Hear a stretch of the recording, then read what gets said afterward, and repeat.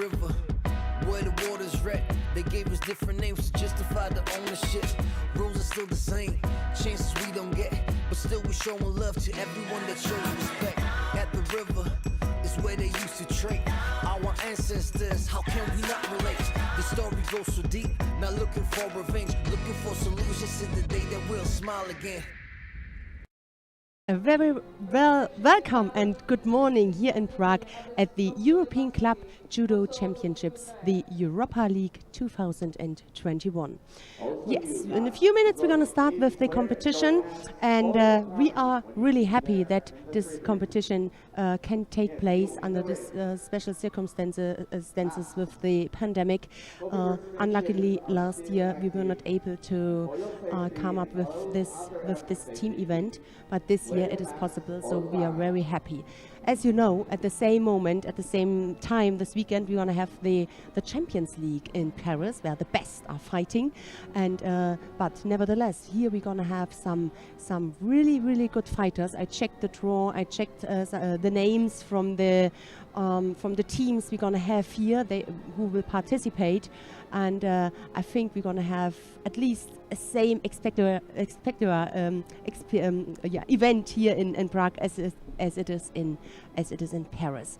We're going to have 4 female clubs today, and we're going to have 13 men teams from 13 clubs who will fight today, and we will really look through it. We're going to have a first match where my eyes are on.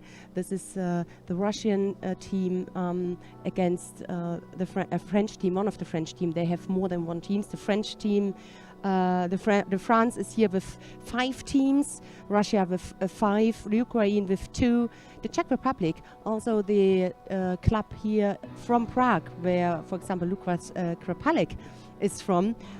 They are here, and the Czech are also here with 3 teams, 2 men, 1 woman.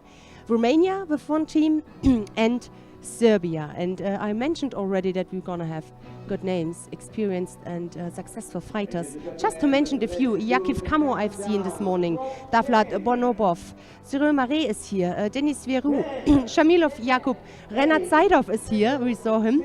He fights here with his team, but also women, Amandine Bouchard and Romane Tico. We go into detail, then they are coming onto the mat. And for now, I just see the fighters on the entry. They are coming onto the mat now. And I would say, lean back, enjoy the action, and have a good day with us here at the Europa League in Prague. We go to mat number 1, watch the first team competition.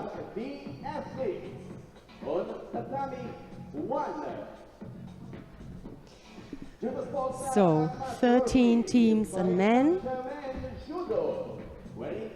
4 women teams. The procedure is that we're going to have the categories starting every time with the lightest one. And 5 categories at all. And if we're going to have 3 wins for one team, nevertheless, the 2 last categories will take place. They will have to fight, although the result is already clear, so that everybody got his chance to fight on the tatami. We expect about 300, or this is the limit, 300 spectators today. And I spoke with one of the Czech coaches, and he said, for sure, a lot of from the club from Prague, who are here on the list. University Sports Club Prague Judo, where Lukas Krapalek is fighting for. He is not here in this team. He is at the moment in Paris at the Champions League, fighting with the team Red Star Belgrade. But maybe the next time he will join his club. All right, we're going to have a look. You got the choice between, I think, 3 mats. 3 mats I see. We got a graphic at the moment for 2 mats, but we will find this one out. And we're gonna have a really, exciting first competition between Sports Club Ahmad and Paris Saint-Germain Judo. Paris Saint-Germain Judo, as you see, they have their first fighter, Denis Vierou from Moldavia. His opponent from Russia, Jakub Shamilov. The first time here for Paris Saint-Germain where they participate. They have a male and a female team.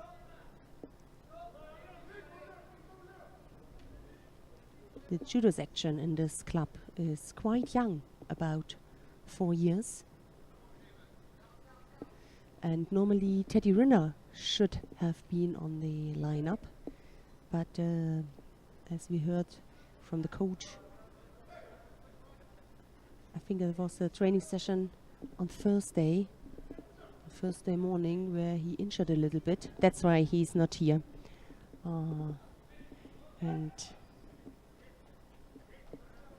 that would have been a lineup, Teddy Riner, and if you have a look who is in the team from the Russian Ahmad, there is Tamerlan Bashayev, another name. Big name. Who bet Teddy Riner at the Olympics? That would have been a payback time for Teddy. Anyway, I spoke with Tamerlan Bashayev. He's in a good mood, as all of the fighters are. They are happy to fight here. Almost everybody got a break. Everybody who took part at the Olympics, or who was going through that cycle. Popreka, also a name for another French team fighting here. I spoke this morning. Romane Diko. She said, I will have fun. Team event is always something different, special.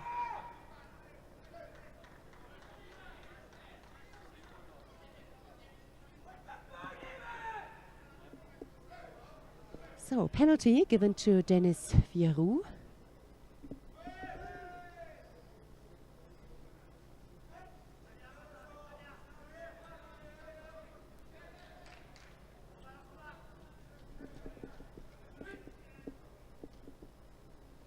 No score so far.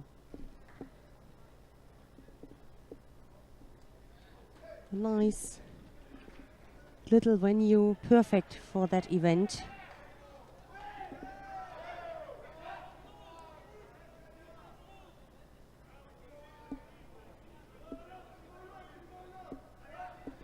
And the procedure was not different to the previous contests. All are in a bubble, tested. Got strict rules to get back home safe.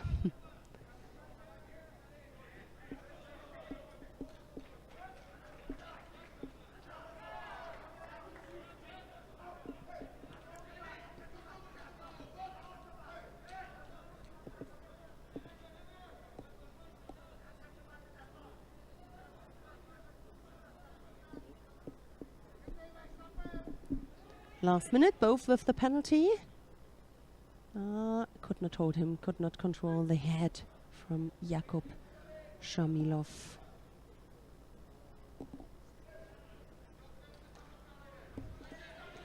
World ranked as number 9, 30 years. And world's bronze medalist this year.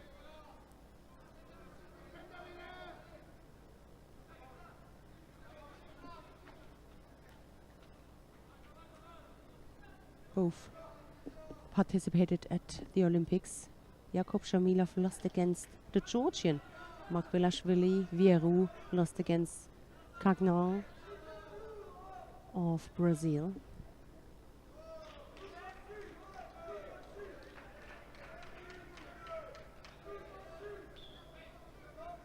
And now they're here for the last event of the year.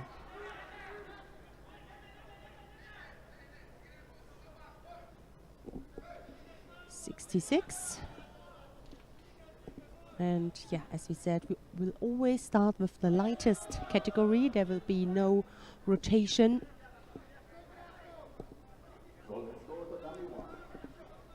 And we're going to have the first golden score.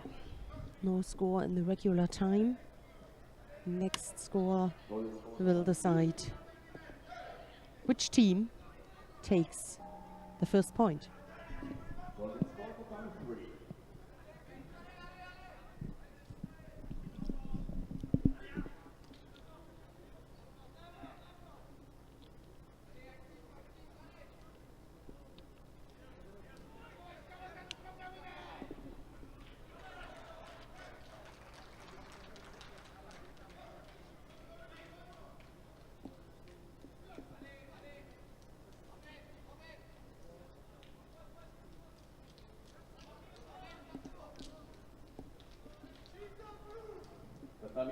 Winner in blue, Sultano.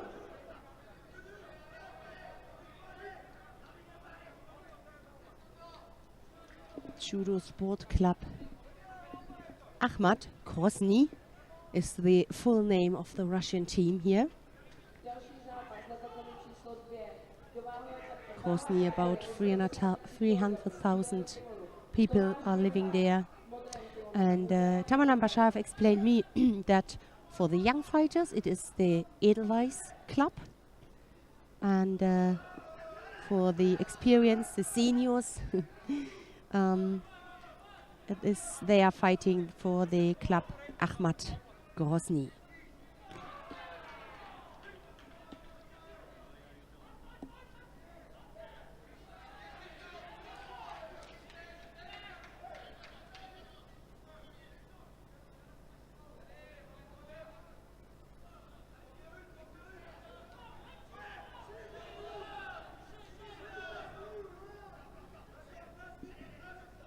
Two penalties now already for Shamilov, as Viaru received his second penalty. So it could be a decision here. Who will get the first, the next penalty?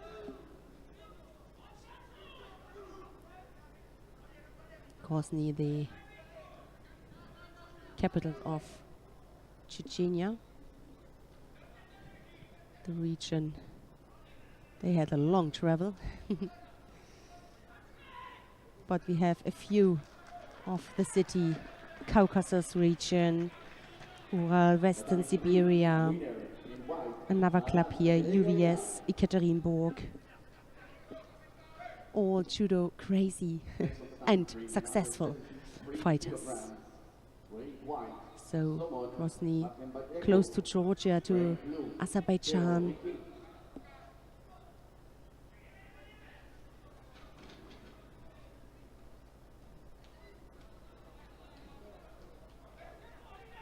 Two minutes are already gone here in this golden score.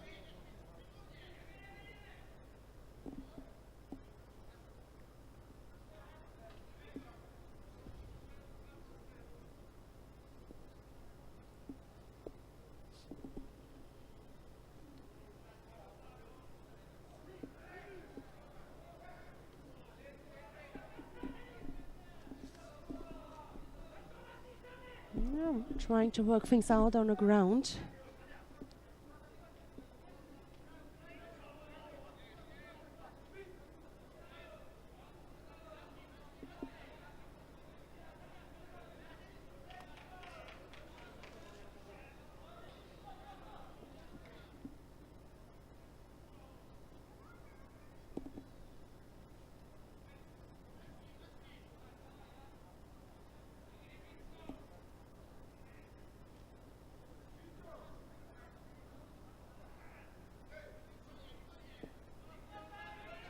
Almost 3 minutes.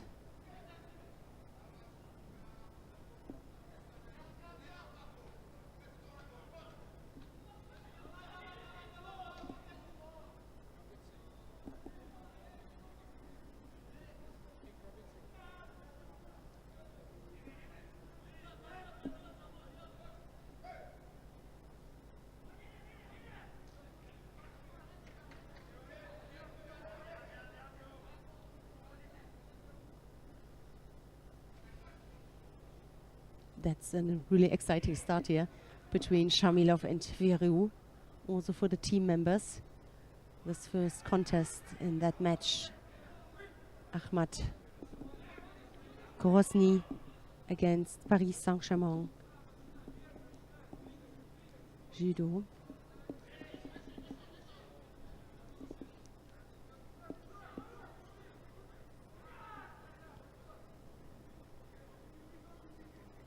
Let's see what Roland Peuker, how he's acting now. Nothing for the moment. So the fight will continue. Oh, I just saw Hedarov on mat number 2. By the way, yeah, he is fighting for Lok, the Russian locomotive Nalchik. On mat number 2, the winner is in blue, Hedarov. Just lost his Tatami 1, winner in blue. not just won his competition, beg your pardon. And here we're gonna have the field penalty. That means Denis Virou takes the first point. 1-0 for France. All right. That was a tight contest, tight match.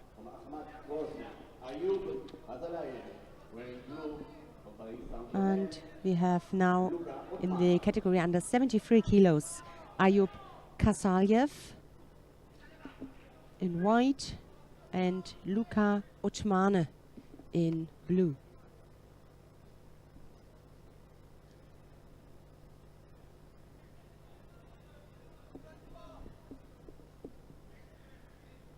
Kasalyev, 24 years old and ranked as 26 in the world ranking. Won silver medal at Grand Slam and the IGF World Tour. That was this year at the Kazan Grand Slams at home.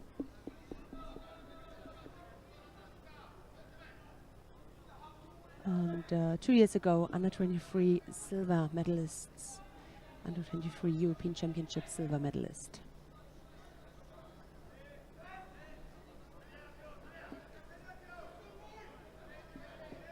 Luka Ochmane not that successful yet. 2 years older.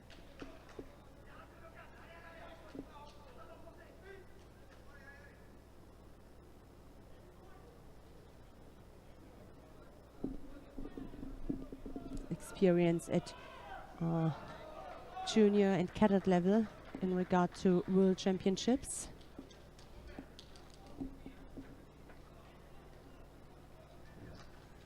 So from the paper, Kasalyev with the more experience. But you never know. Sometimes you got an opponent who feels really awkward, where you don't really have a way to get through.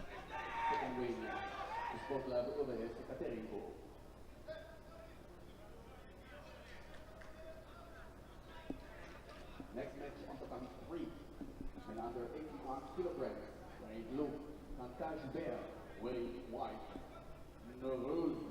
Moruzo.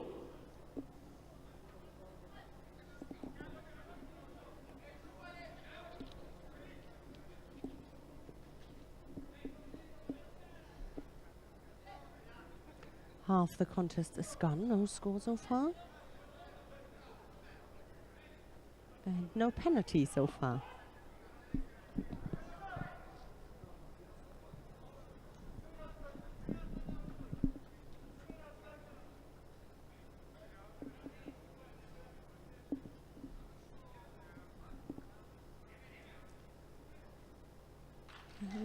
Low Satimiwasa attack. Not able to stand up. Still the chance here for the Russian.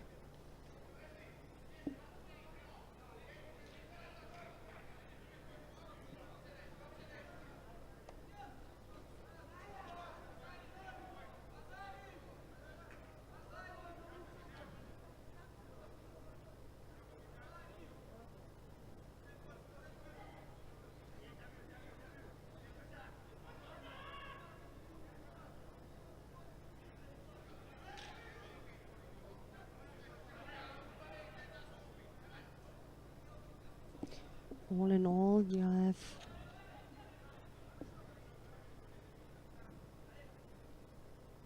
16 countries here participating at the Europa League, and men and women together 156 fighters who came to Prague. And of course, the big aim is here to get a medal at the end of the day, and with that medal they are able to fight next year at the Champions League.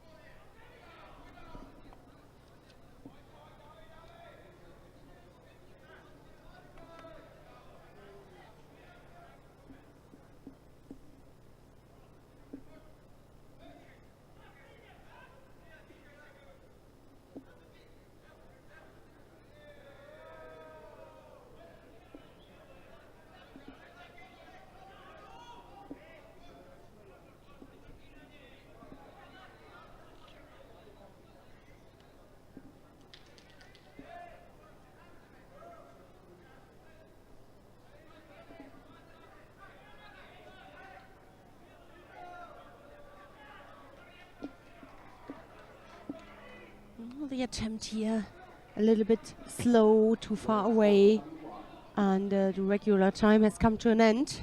Single penalty for Kashayev, and there's another golden score.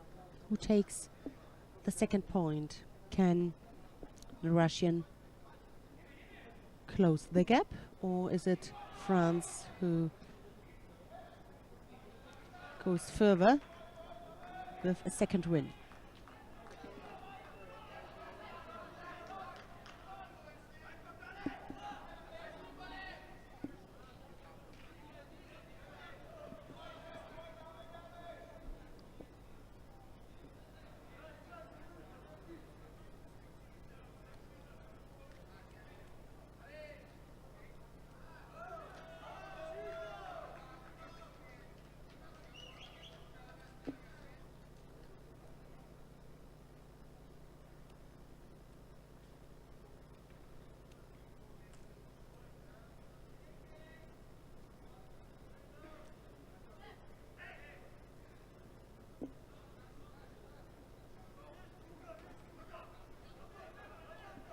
Big attack here on the left side with his hip. Just could not get him under control until the end to get a score.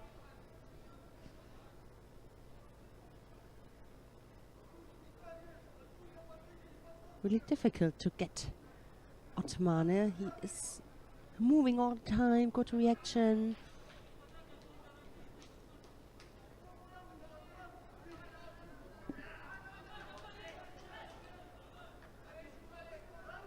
Always so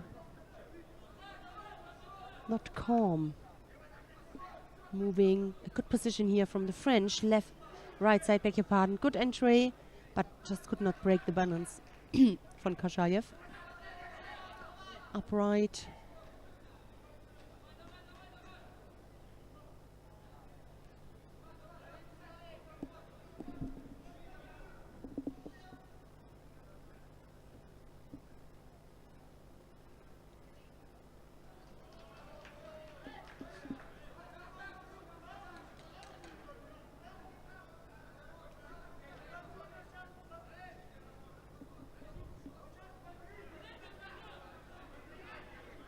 Again he did it, and this time he had it under control. But really, to be honest, the previous attack from the French fighter, I looked to Kashayev, and his eyes didn't burn enough to say, okay, I get this golden score. For some reason he gave up, he looked tired, and Luka Otmane, he just used that. And when we speak about results and who's the favorite on the paper, so really this is one side, and I like the surprises when it goes the other way around. All right, So it is also the second contest. Win for Paris Saint-Germain, for the French team. Now we're gonna have Abbas Azizov in white. In the under 81 kilo category, he is up to Arnaud Aregba, a French fighter in blue. And now it's a big chance for the French team. If they take a third win, they will go into the next round. So it's a lot of pressure here now onto the Russian team, because they need to win all of the last 3 contests. Coming through, the winner is Alejandro Baltazar.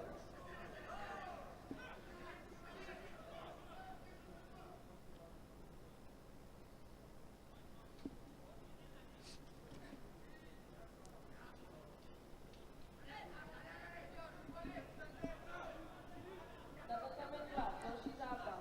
Váhová kategorie do 90 kg. V bílém kimonu Jiří Petr. V modrém kimonu Ilias Muzabekov.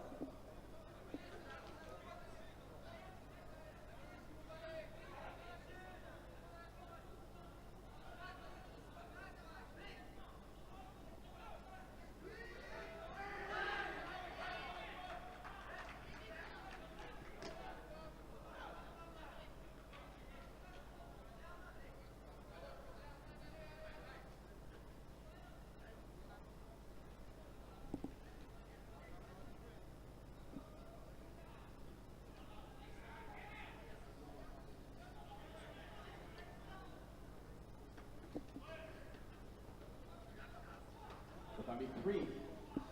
Winner, Prague Saint-Germain Judo.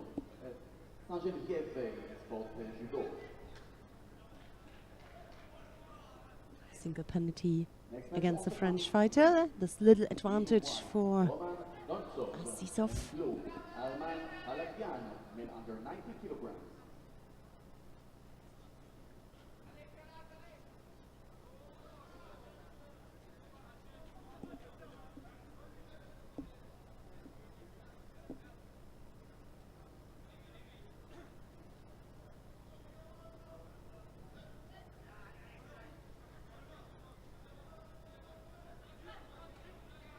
Just a little break. Nothing bad, but I think some medical treatment, and then he will be back.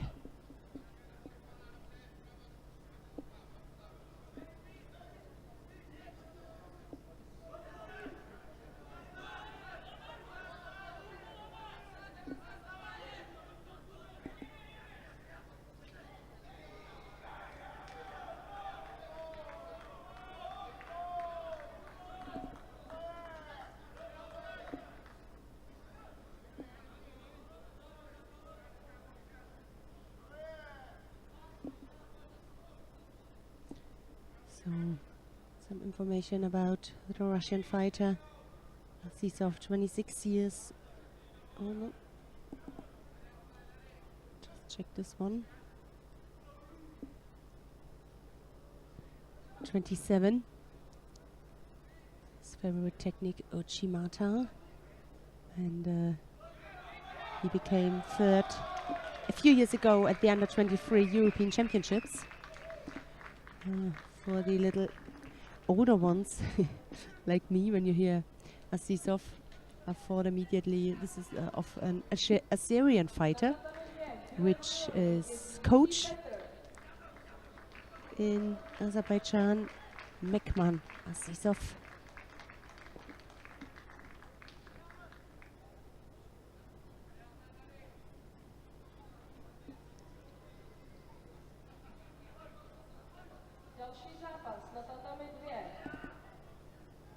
So he's coming back. Arnaud Aregba.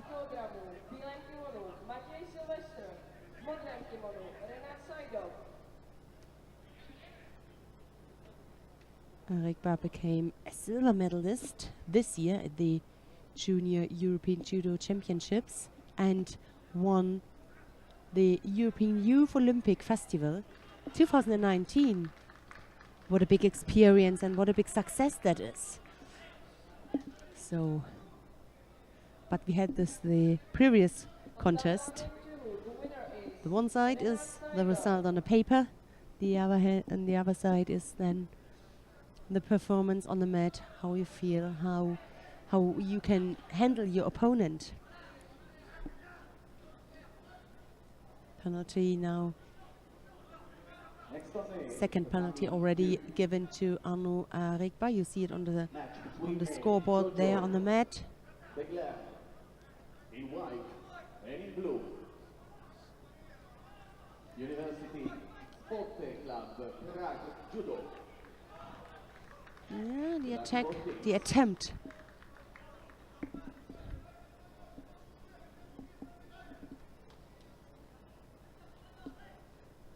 Rinat Zaidov on the tatami on mat number 2. His team just won 3-1.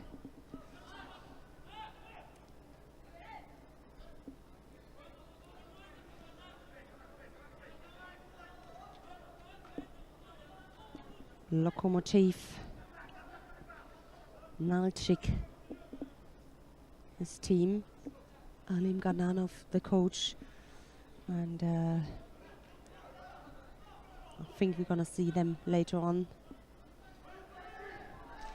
This Russian team. From the time we finished the match between Lokomotiv and Nalchik and the Judo SKTP Judo. Lokomotiv Nalchik win with 4-1.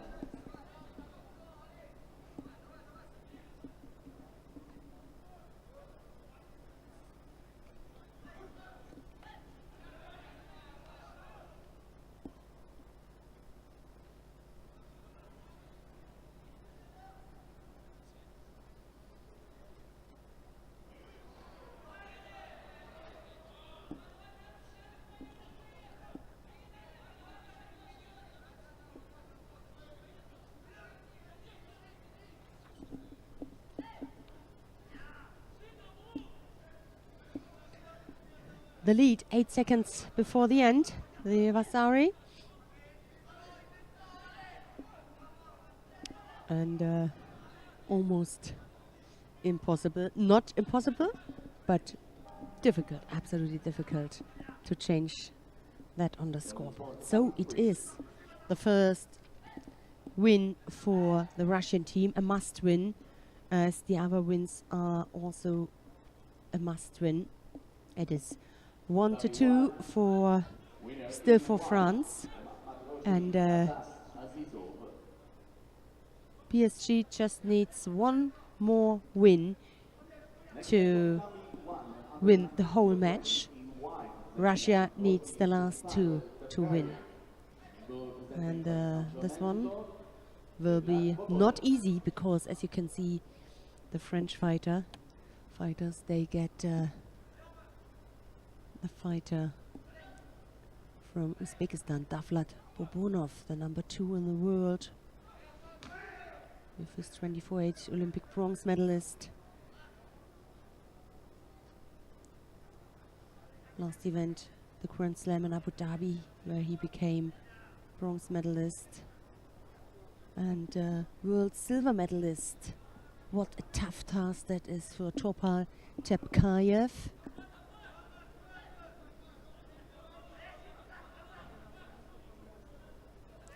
24, he is world silver medalist, but that was junior time. 1 Grand Slam bronze medal. So this is really a tricky task now here for the Russian. Bonov was looking there for the counter turnover.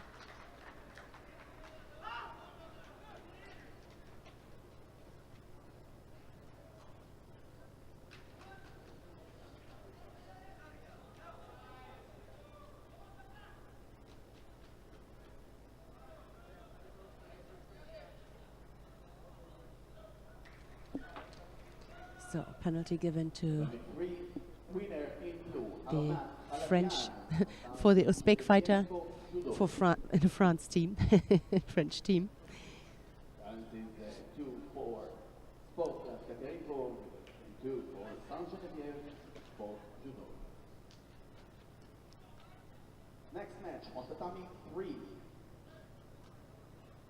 In white, Valerie Endovitsky. In blue, Cyril Mallet.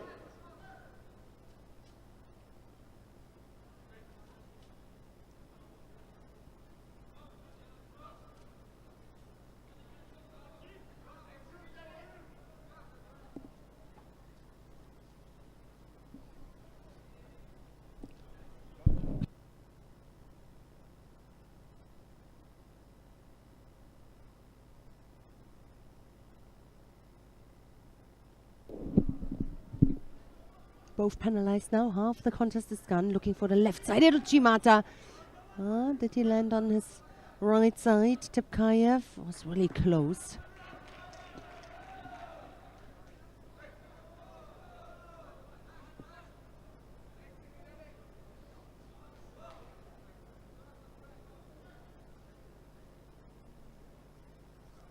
The lead here for France. That would be the third win and the decision before the last remaining contest.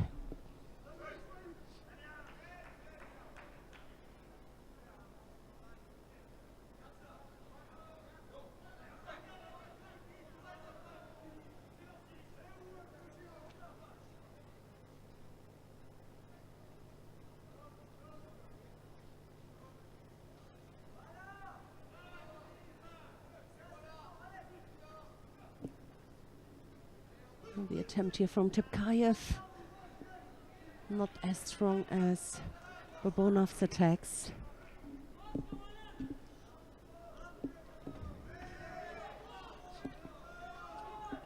Next set, tatami 2.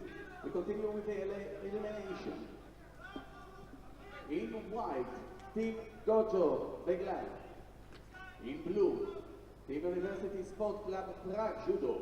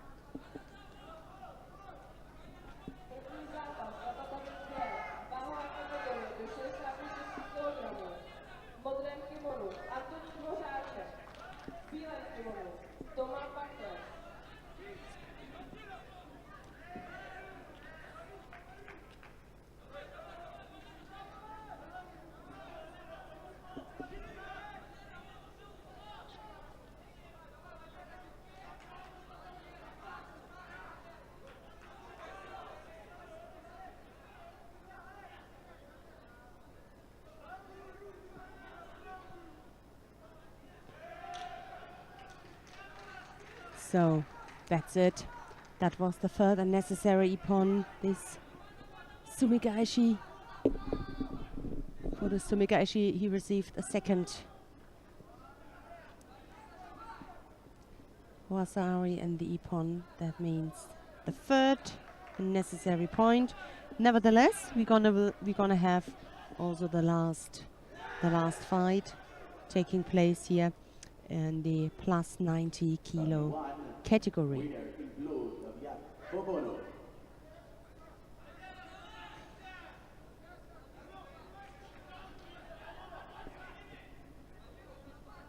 Then we're gonna have a replay. Oh, beautiful. Good control. With 3 points. The Goldie with 1. Next fight on tatami 1, men over 90 kilograms in white. Adam Sangaria. In blue, Hamza Zapatari. All right, and as I said it to you, we're gonna watch the remaining fight. Adam Sangariev, the Russian in white, his opponent in blue, Khamzat Sapabayev.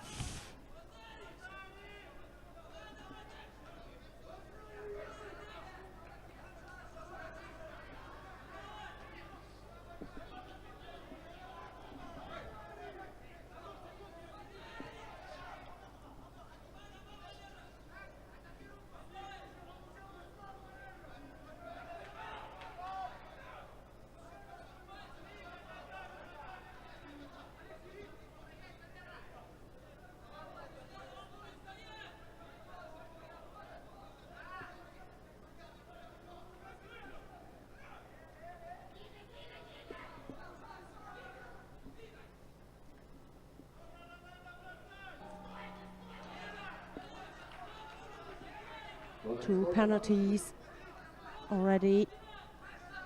Each of one collected 1. 3 minutes to go.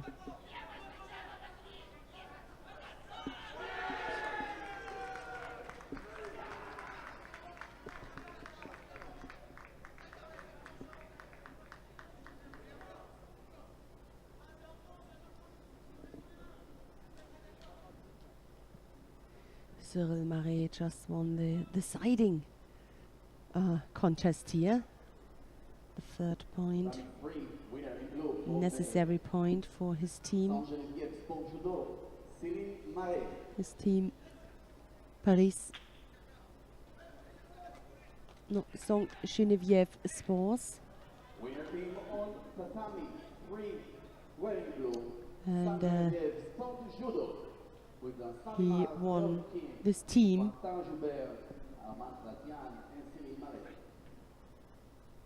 won against the Ural Western Siberian Sports Club, UWS Ekaterinburg, which stands for Ural Western Siberia.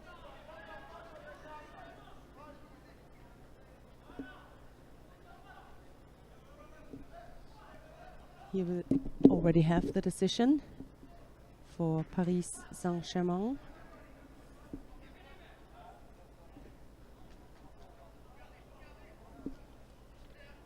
The one who loses their contest will go straight into the repechage. They still got a chance here for bronze.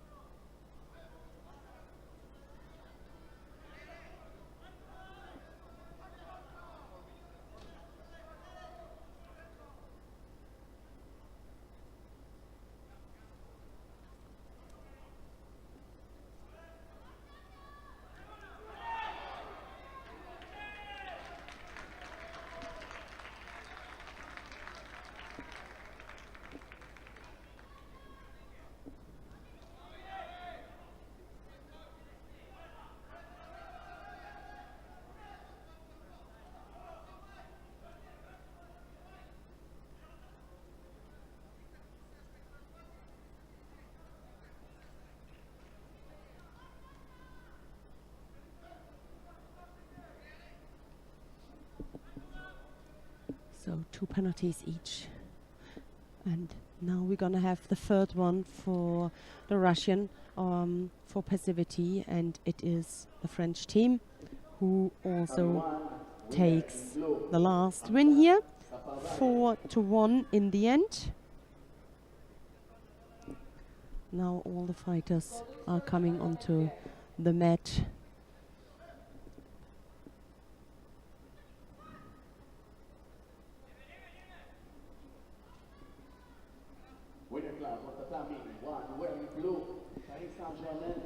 And that means that Paris Saint-Germain Judo is in the next round, waiting there, already there on our computer graphics, waiting there. The Ukrainian team, Judo Club Spartakivets Kiev, the club from Daria Bilotit from Santaraya, Georgi Santaraya, and there will still be a little break but I think we fill the break with the action on, let's have a look. Well,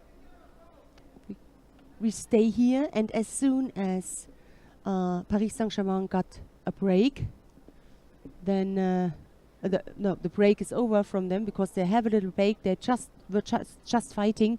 They will fight against the Ukrainian team, and then I would like to switch on mat number 3. But so far, we're gonna stay here and wait for the next team competition.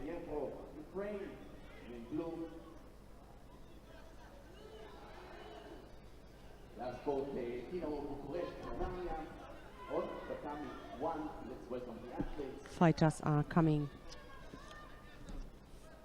onto the tatami. We're gonna have Ukrainian team and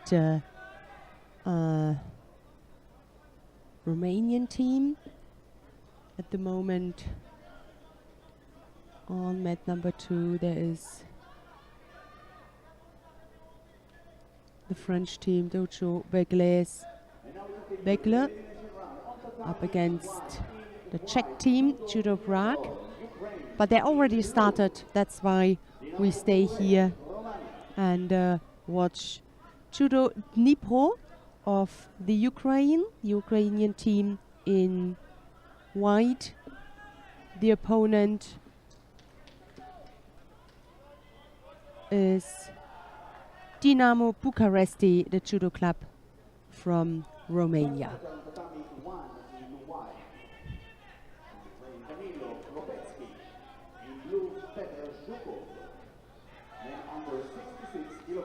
So we start again with the under 66 kilo category. Danilo Klopetsky of the Ukraine. He's up against Petr Chukov of Romania. When we have a look at the draw, the winner will face St. Genevieve Sports, the team where Cyril Marais just took the last and deciding fight.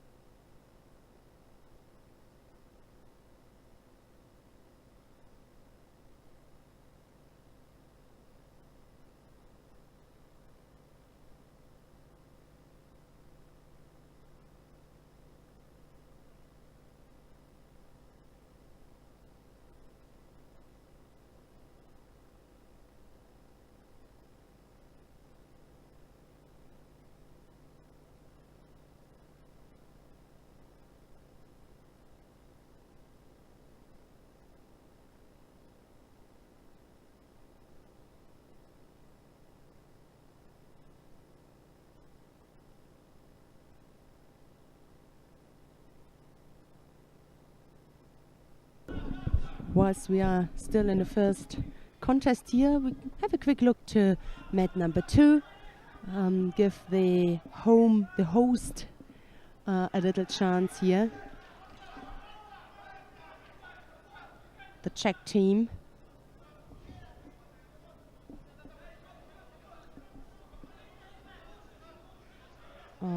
Who trails here? The first point, the first win went to Thomas Macre.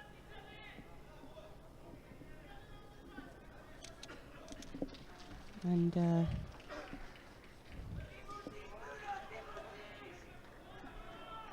now we're going to see if Bruno Bansky,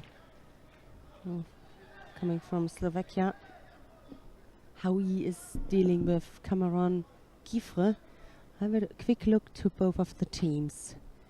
USK, that's the name of the club, the University Sports Club Prague Judo.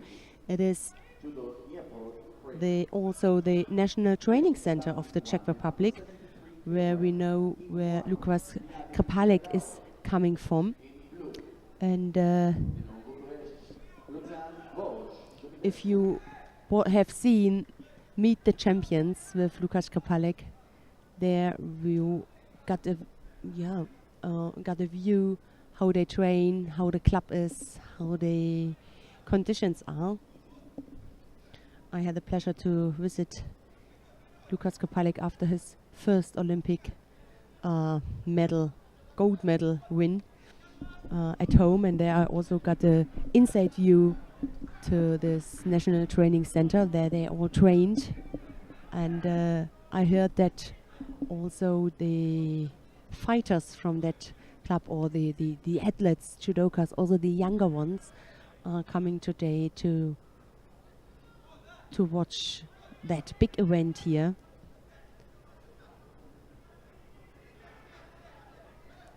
At home.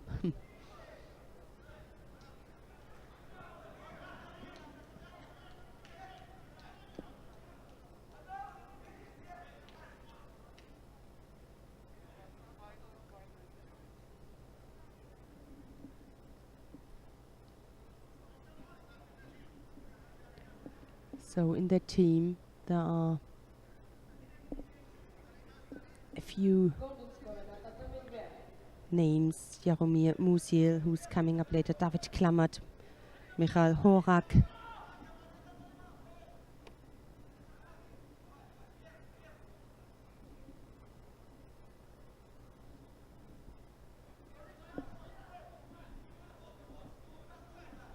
and there's also another Czech team, by the way, where we're gonna have David Pulkrabek, a no-name, and they already fought on mat number 2, lost against Lokomotiv Nalchik.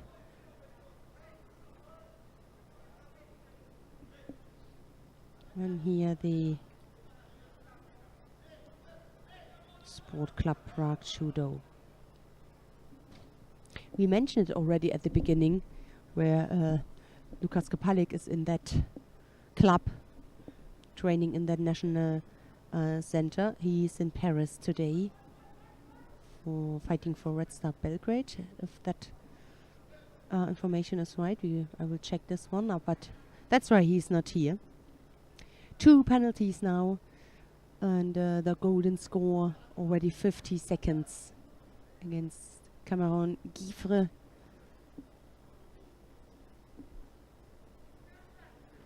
Dojo Begle, a club which exists since many years. It's the first time here that they fight at the Europa League. Begle, a city with 30,000 people.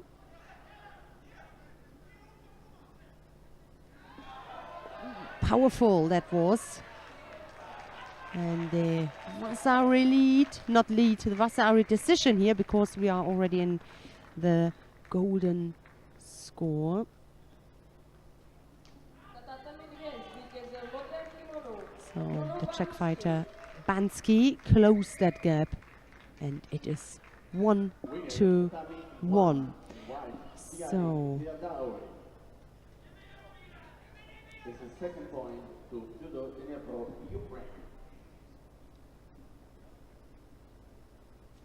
Další zápas na tatami 2. Váhová kategorie do so 80 completely kg. everything is open Modrém here. kimonu Jaromír Musil. V bílém kimonu Baptiste Pierre. Next on tatami 1, men under 81 Just check where kilograms. Beche is, in the really south In blue, of France, close to the sea.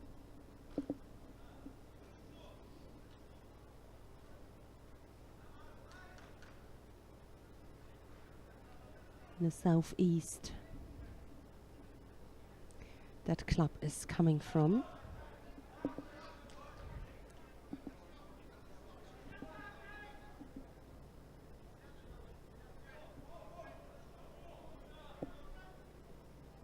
Two to nil already on mat number 1 against Judo Dnipro and Dinamo Bucharesti. teams, please come to tatami 3. And here everything is absolutely open, 1-1 in this contest, or in this match between PSG Judo and Sparta Kiev, please come to tatami 3.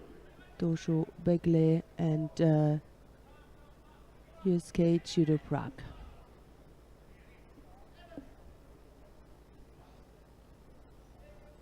Baptiste Pierre and Jaromir Musil in the under 81 kilo category.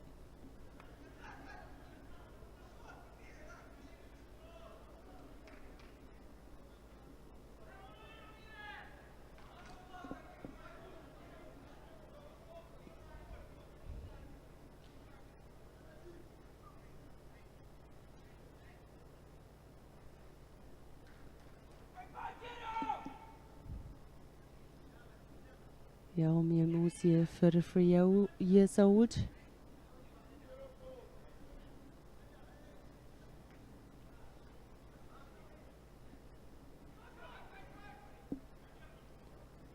Always on the international circuit. The Czech fighter. Placed a little bit higher in the world ranking.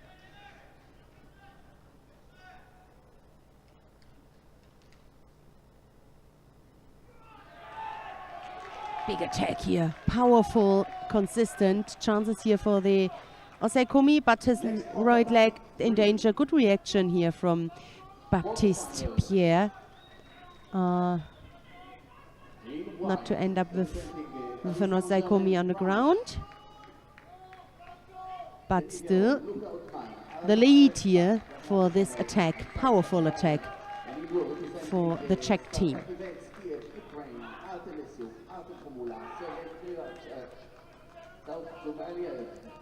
Pierre Baptiste, or better to say Baptiste Pierre. Pierre is his family name. 26 years old. And let's have a look. A few years ago at the Paris Grand Slam, he medaled as bronze, as third bronze medal from the Grand Slam. And a fifth place at the Zagreb Grand Prix this year in September, not that far ago. The attempt here from Musil. And I just see the first fight is underway on mat number 1. So as soon as we are possible to switch, we're gonna wanna have a look at the quarterfinal. And the quarterfinal between Paris Saint-Germain and the Ukrainian team Judo Club Sparta Kiev. Yeah. So you know, at home you can join. Normally I stay with one club, but I was with one match. But in this case, I was looking for the quarterfinal. We have seen already Paris Saint-Germain Judo winning in their team. There is Denis Vierou of Moldavia, and but you can click on what mat you want to click. You can stay on mat number 2, of course, and follow that contest, that match between France against the Czech team, French team against the Czech team. But we will here have a look, because it is already a quarterfinal, and the opponent of the French team coming from the Ukraine.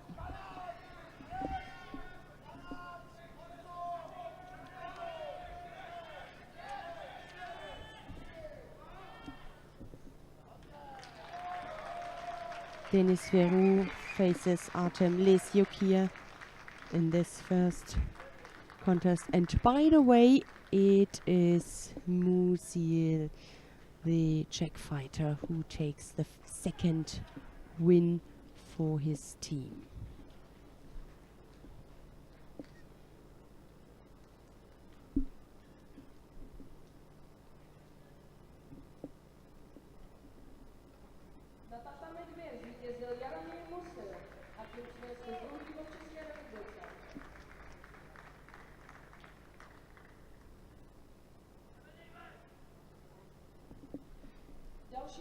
And as you can see, we got a little break here. As you can see on the graphics on mat number 1, it is Judo Dnipro, the second Ukrainian team who won already. There are still 2 fights to come, but it is the Ukrainian team who goes into the next round. All right, he is back. A penalty given to Vierou.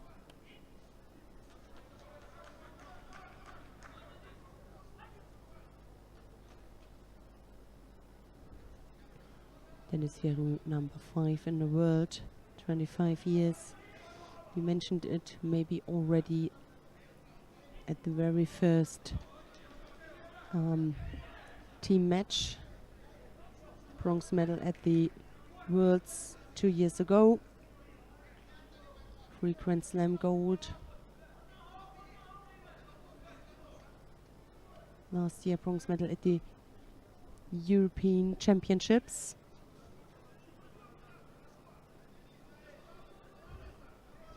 And an Olympic fighter. Lost against a Brazilian fighter in Tokyo.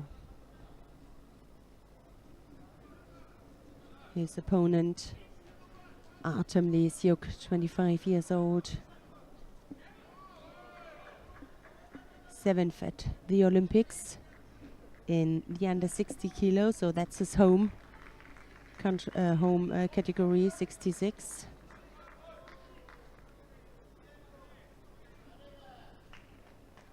A minute and 15 now, 2 penalties for the Ukrainian fighter.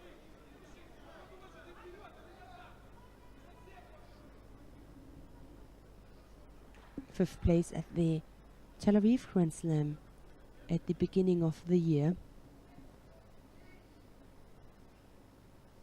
Kochi, that was a brilliant moment here for Denis Vierou.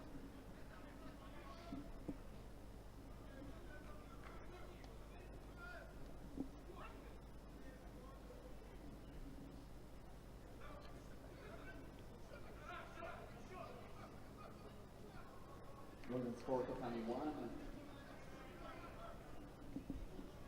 Dear African team, please pay attention on the tribune. The Ukrainian team here is a team with a lot of common and successful names. Yakov Kamo, the heavyweight Artem Khomula. We're gonna have the coach Vitaly Dubrova, Viktor Koshavtsev and Kvityao Nabali. Here as coach, I saw him at the warming up. Dubrova we know as the national coach.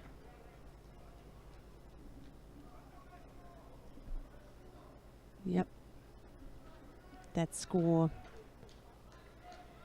was determining close to the end of the regular time. So Denis Fierou, as at the previous contest, makes the lead for his team. Coming up now, Luca Ottmane. We have already seen in the first match, facing Artem Khomula of Ukraine.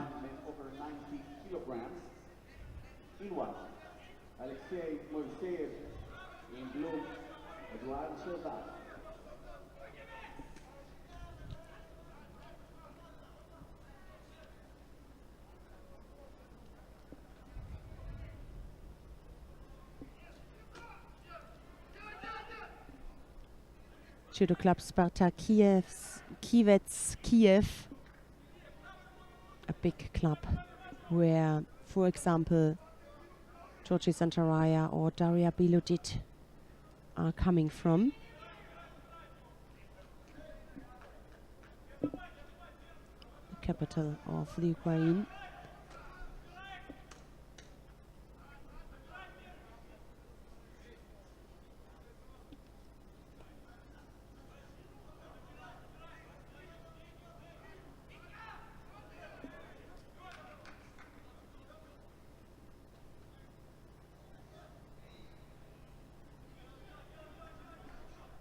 Golden score na tatami 2.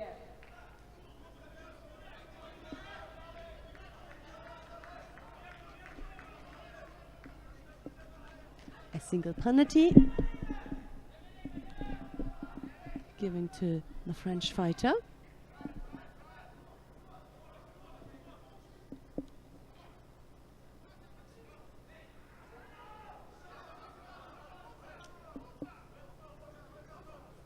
Yeah, trying a couple of attacks here to get his opponent under pressure a little bit, but the attack's a little bit too far away. Just could not get enough underneath his opponent.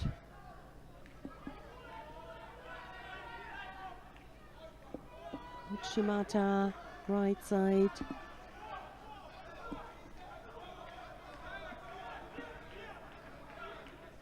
There we're gonna see Nabali in the coach chair.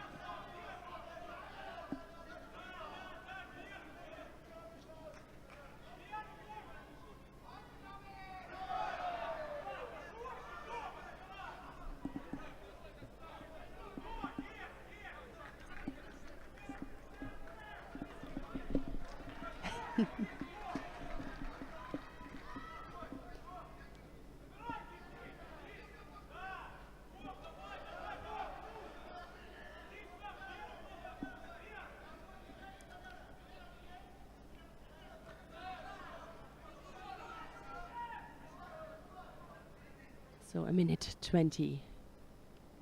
Each penalized with a Judo.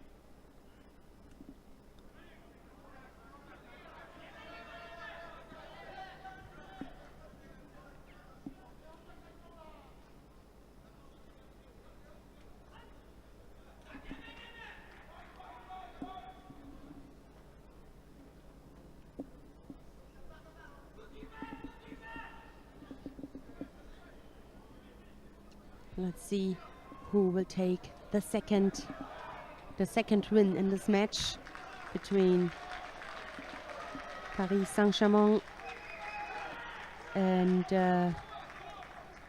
Judo Club Sparta Kiev.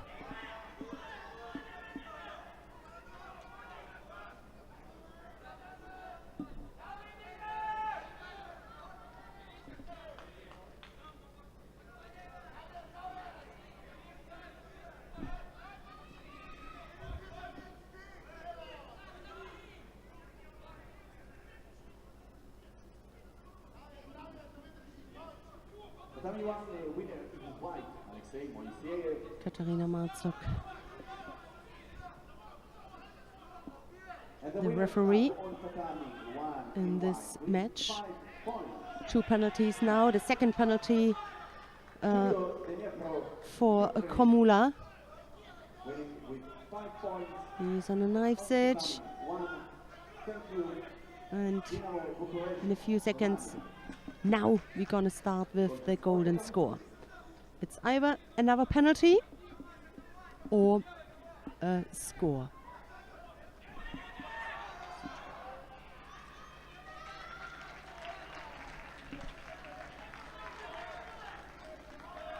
Thank you, Dinamo Bucharest. Judo, Dnipro.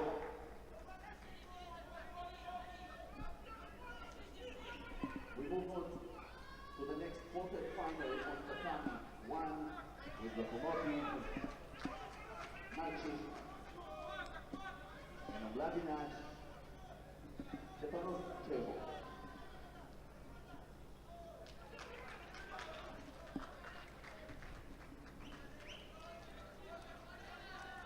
Tatami 3, winner in white, Luca Otman from PSG. Next match on tatami 3, men under 81 kilograms in white, Aldo Arekta, in blue, Sergei Ryevchach.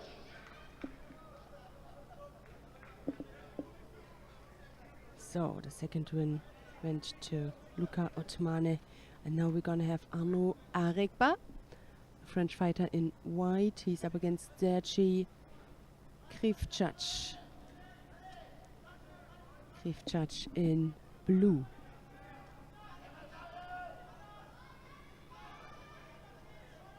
In tatami 1, we want to start the quarter-final.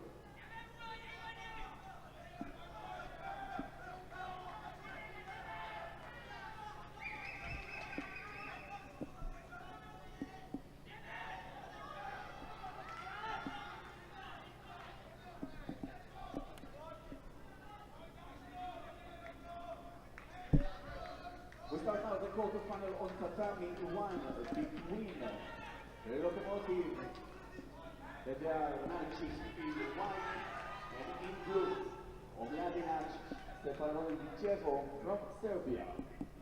So one more point for Paris Saint-Germain. Oh, that was brilliant. Ismail Viseo, That was just in the right moment, controlled. Vasari the lead here for Krivac, and they need to win now all of the upcoming contests. Of course, one more win for the French team in white, and they go into the next round. First match of tatami 1, men under 66 kilograms in white. Ismail Viseo and in blue, Jovan Simic. The lead here for Krivac, 2.5 minutes still to go.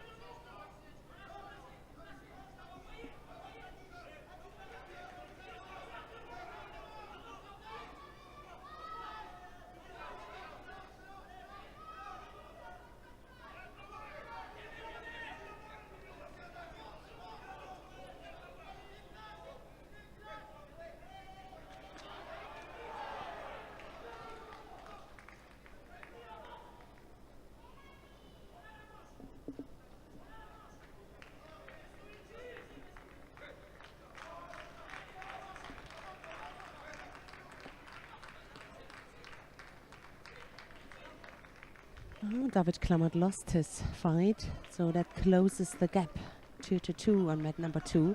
It stays interesting in that first round match between the French team and the Czech team.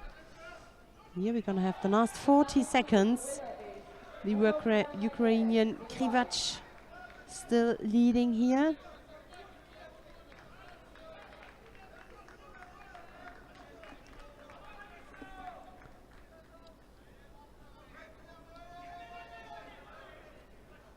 Další zápas na tatami 2.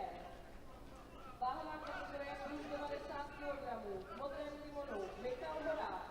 V bílém kimonu Václav Pavlov.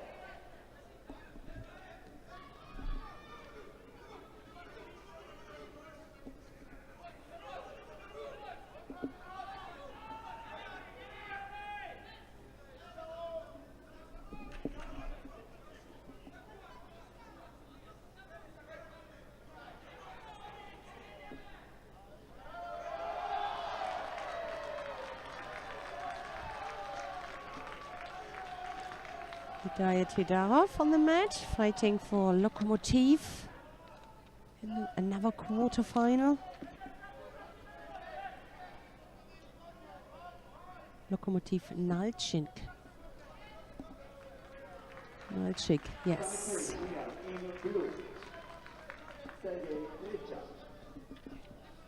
All right, so it is Krivac who rescued his team and won the first contest.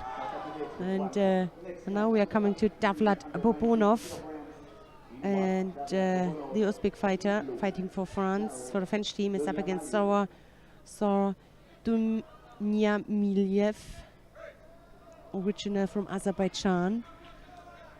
And a little background story.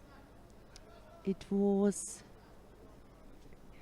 the Uzbek fighter who won at the Olympics against the coach we have seen before, Kvetjau Nabali, who's here on the one of the coaches, one of the 3 coaches for the Ukrainian team.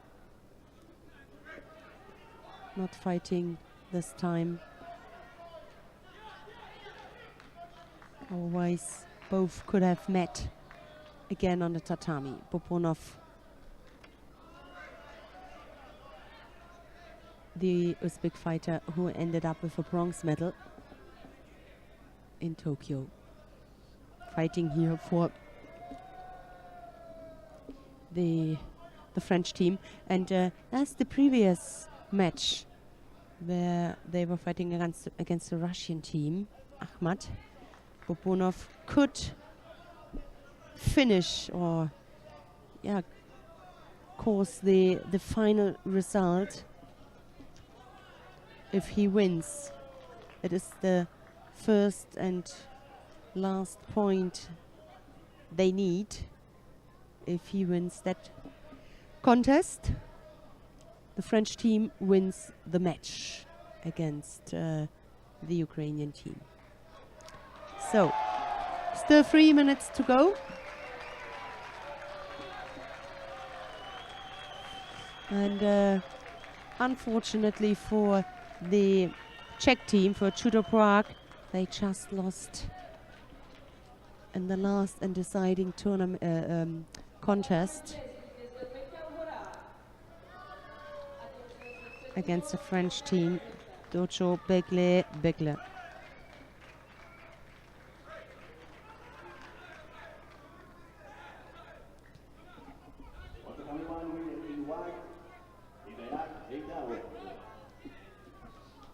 Right. Hidarov won his first fight on mat number 1.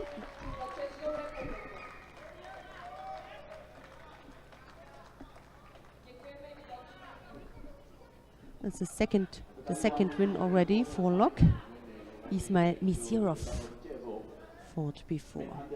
Here we still got the decision opened. Bobonov against Dunia Maliev.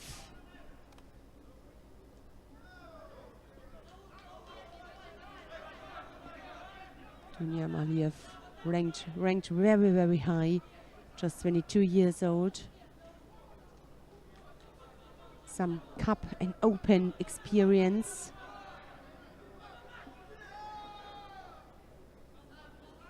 Good defense here from the attack from Bobonov. 1.5 minutes about to go. Counter. Ooh, and a good reaction here from Dunia Maliev. He was going to be countered, but just took his right leg in the koji, so then there was impossible for Bobonov to counter him with the Uranage. Next match on tatami 1, men under 19 kilograms in white, Islam Shogeno, blue, Ognjen Kovacevic.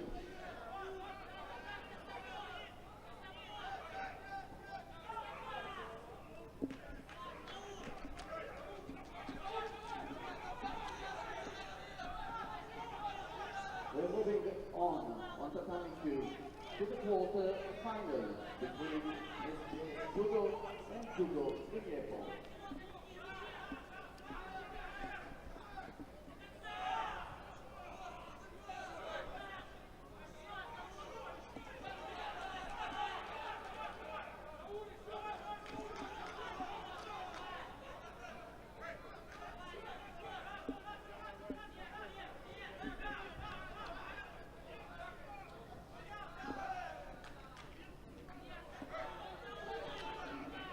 The last half minute now.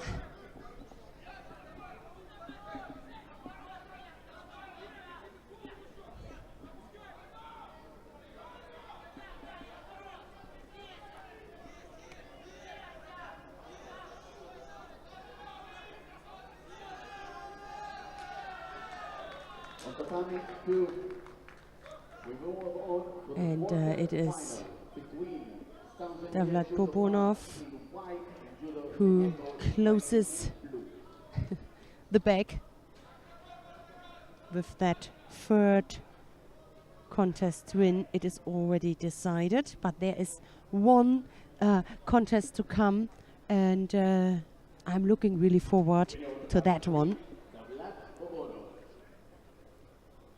Next match on tatami 3, last one of the quarterfinal with Passager to start. Men over 19 Here's the kilograms, replay. Excellent. Pushed him and then switched the direction and went into that forward attack. Yeah. Close with both heads. Head control, rolled him.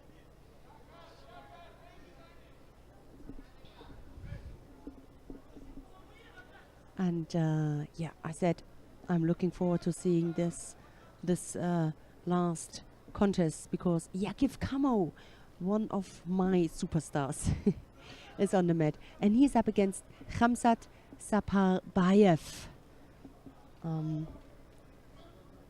fighting for the French team. And although it is decided, We're about to start. Kamo takes that one. So he caused the second win, but in the end it is a 3-2 Winner. for Paris Saint-Germain. They will go into the next round. 3 in white, Paris Saint-Germain, France, with 3 points. For the time 1, winner, Islam Shogeno. We take now a short break for disinfection of the dummies 2 and 3. Continue with the last match on men over 90 kilograms of the time 1, In white, Nias Bilalo. So we have a little break, same situation as before. And I would say, let's have a look. I would like to, because on mat number 1 it is already decided, I think, with 4-0. Let's go to mat number 2. But because I think the fighters are still waiting, and we go have a quick look to mat number 2. Yes, we're gonna have the French team.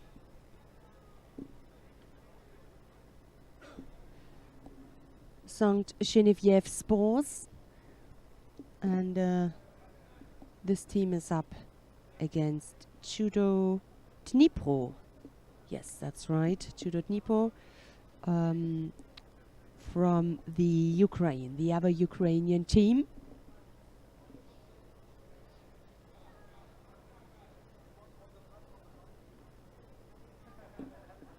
Because on mat number 1 it is already decided, and there is one last contest to come. Well, after that last contest we expect the semi-final. The semi-final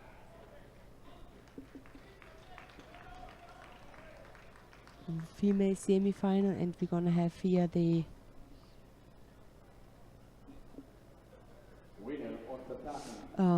we have here another quarterfinal, tricky one. So in this occasion I think we have a look in a few seconds when the man on mat number 2 that's just the result between Lokomotiv and Omladinac, but then we're gonna go straight to mat number 1, because there we're gonna have the semi-final. I know we have already 4 women team, but we also will have a look how the women will deal on the tatami. So I think it was 5-0. Lok Nalchik, who will face, by the way, Paris Saint-Germain in the semi-final.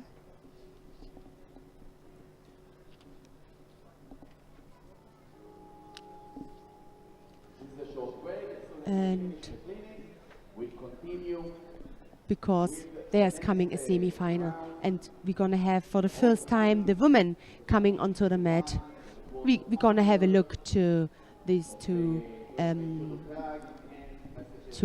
teams. So, but for now we're gonna have a little break. Mats are were cleaned, and then we are back with more judo action.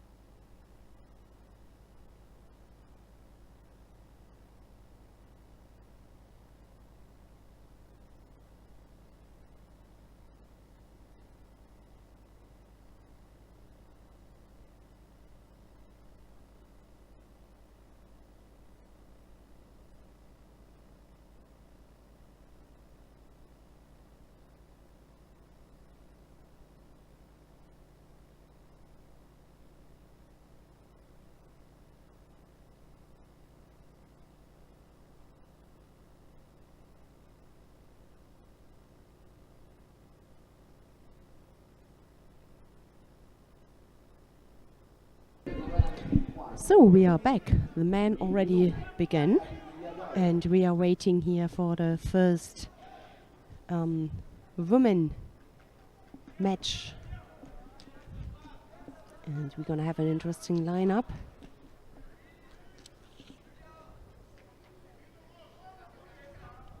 We're gonna have the host, the team from the host, University Sports Club Prague. No, beg your, let's have a look. Yes, I'm right. University Sports Club Prague Judo. They have a man and a woman team, and they are up to Paris Saint-Germain.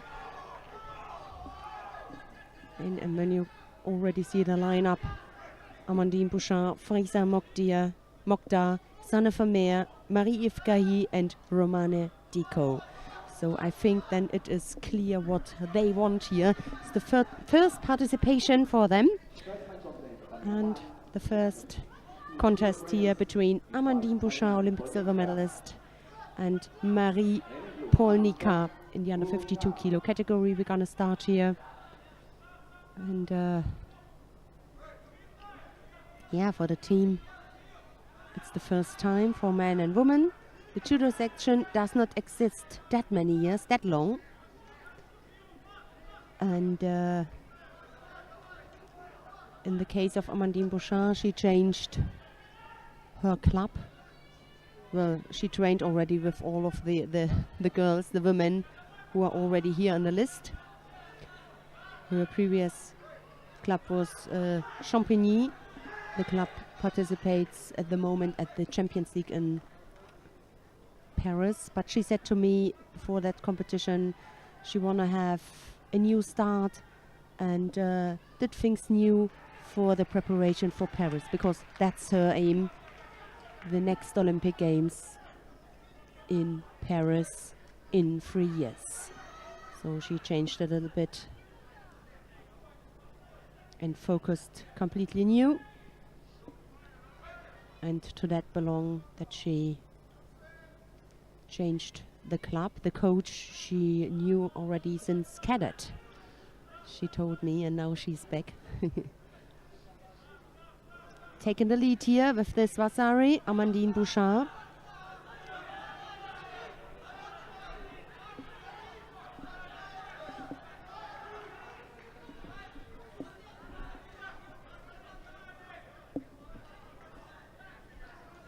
And on the other two mats, we're gonna have quarterfinals. So it's up to you which mat you want to join. Amandine Bouchard just won the first contest. So it's 1-0 between the French team and the Czech team.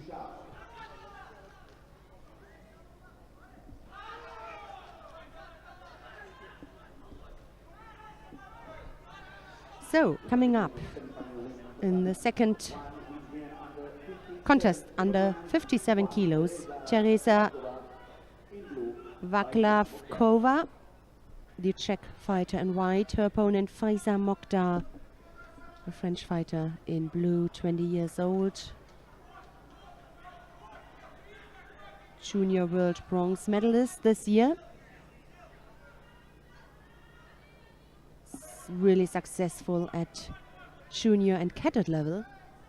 4 gold medals at continental championships at junior and senior level. And yeah, as we said, just 20.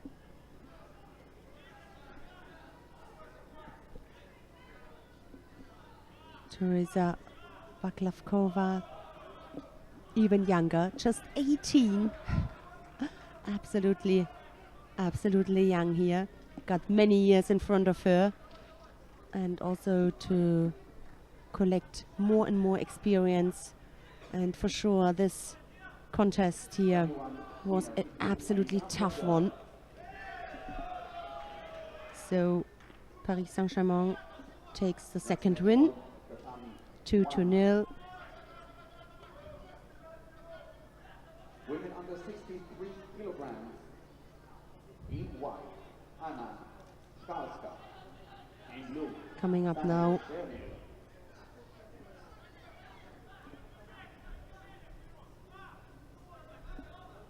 Anna Skalska in the under 63 kilo category. And she got a similar situation as her teammate Teresa. She's up against a really experienced fighter, Sanne Vermeer from the Netherlands, fighting here for Paris Saint-Germain. Sanne Vermeer, 2 times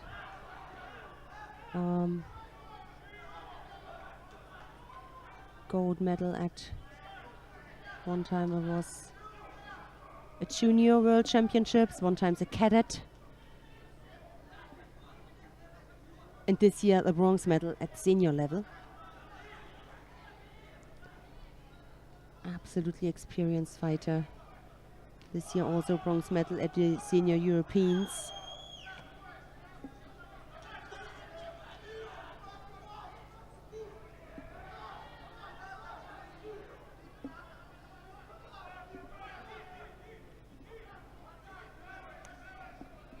So a tough contest here, but I think also a chance for the young Czech fighters here to meet these absolutely high-class fighters here.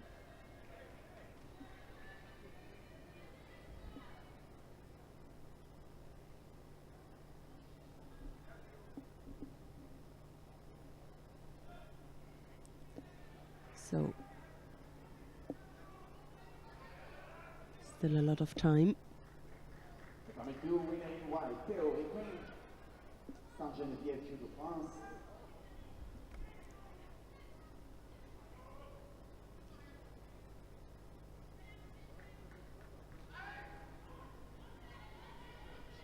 Next match on tatami 2, men under 81 kilograms. Vasari for that low Sionage in the attempt here for the choke. Yeah, no chance to get out.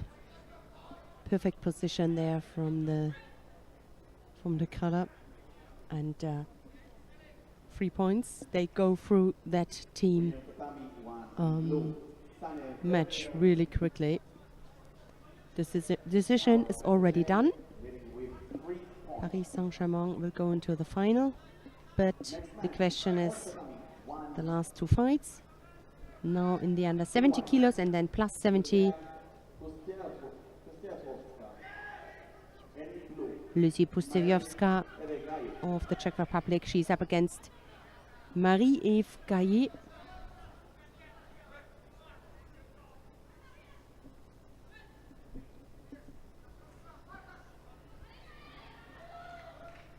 And she finished that up quickly. Gaillet, who couldn't go to the Olympics because Margot Pinot was the one in the end who was the better one internal. That must have been a hard decision. Former world champion.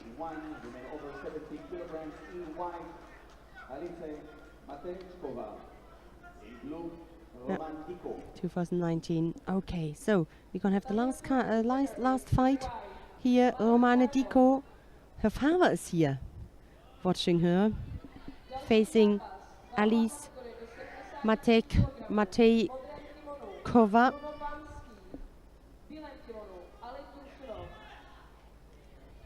That is a real strong team, and absolutely the class for the Golden League. And it would be interesting how they fought in Paris with this team, with this strong team. The world #1, Olympic bronze medal, Kazan Grand Slam winner. What a talent. Tel Aviv Grand Slam winner, almost first places. That remembers me on the lineup from Teddy. So Romane took the 5th point, 5-0. They go into the final. We said 4 teams we're gonna have, and because of we're gonna have now a rapid charge on this contest, I think we go to, let's have a look, to mat number 2. Just the result here, and then we see we switch to mat number 2. Absolutely not to miss any action. It's 1-1. It is between Saint Geneviève Sports, the French team in white, and their opponent from the Ukraine, Judo, Dnipro,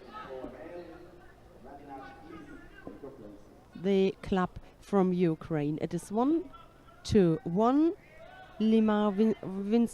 Vincent Limar lost his first fight against Danilo Klopitsky. Then it was Theo Ricon who closed that gap, winning his contest in the under 73 kilogram against Sviadi Sviedauri of Georgia. And now we're gonna watch the contest in the under 81 kilo category between Quentin Schubert in white and in blue from the Ukraine, Hivor Manukyan.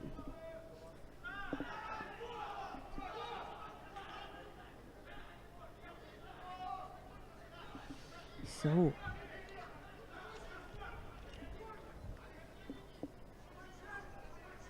Manukyan leading here, but already 2 penalties he collected. The question is if he gets his leg out, but he didn't fix the upper half of the body from Schubert. As soon as the leg is out, Schubert would turn or get the leg again. Maybe I am wrong, but very often.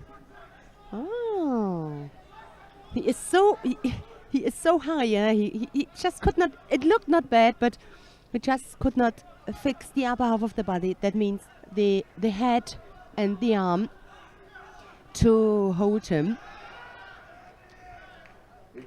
The last 20 odd seconds here.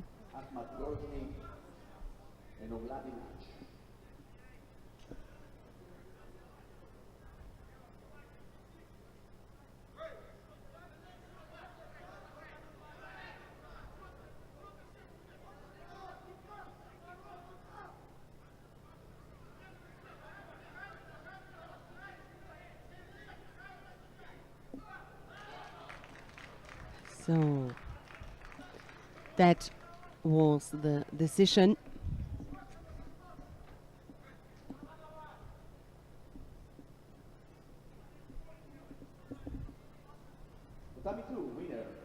And the win for Manukyan, Hivor.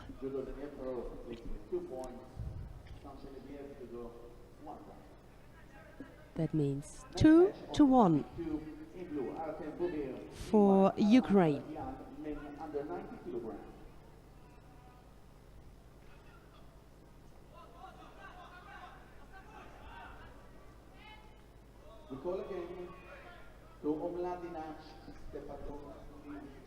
In the under 90 kilo category, Arman Khalatian in white. He's up against Artem Bubir.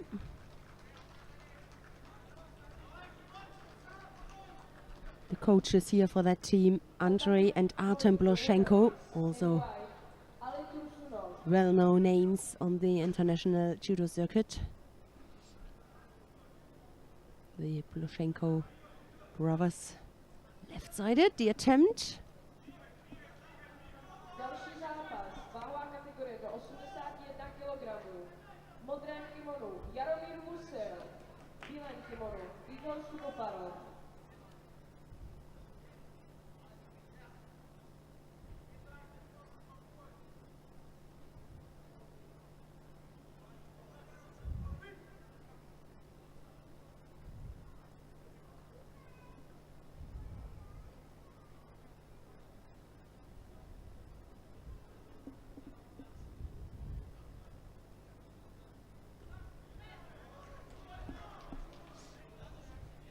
Now we're gonna have the right names there. Everything is fine. Yep.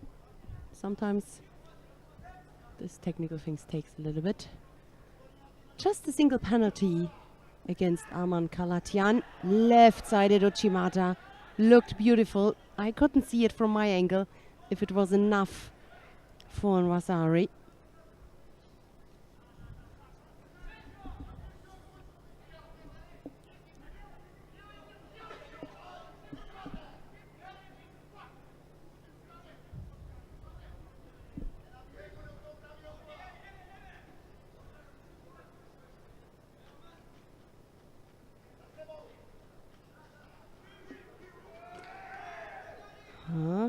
Also, Kalatian shows his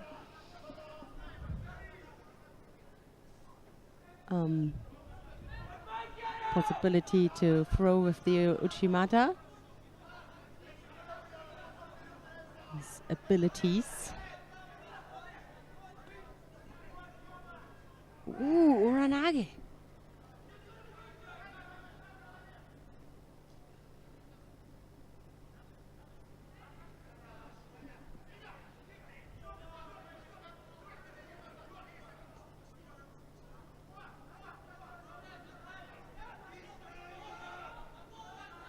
This is the second and last call And for Judo Sport Club Ahmad Rojny. he received Vasari for it.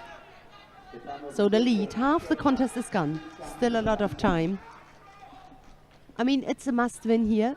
We have had it at previous contests or matches where it was just one deciding fight, which decides about a win or a lose from the whole match.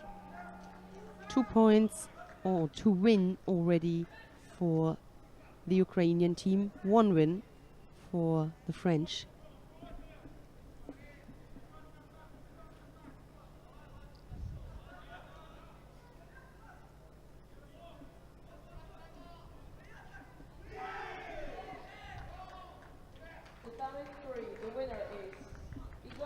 This time Cyril Marais is just sitting there after fighting 1 or 2 times. Now it's another one in the heavyweight who is fighting in the French team. Ipon for Kalatian. So that ties things up. 2-2. And we have now the deciding fight in the plus 90 kilo category. We just spoke about it. It's not Cyril Marais.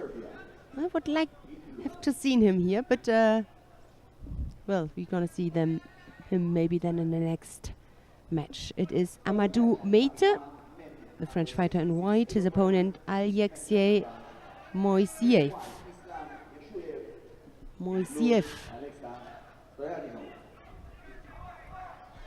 The Ukrainian in blue.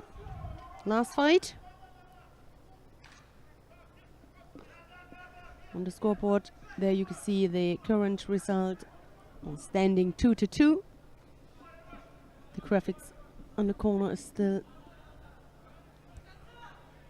working things up, and then you're gonna see it also on the graphics.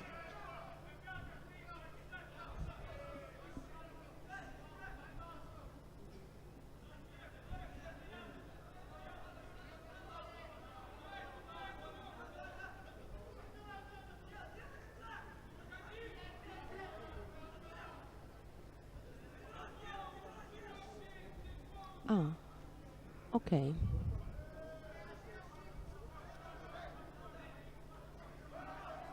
All right.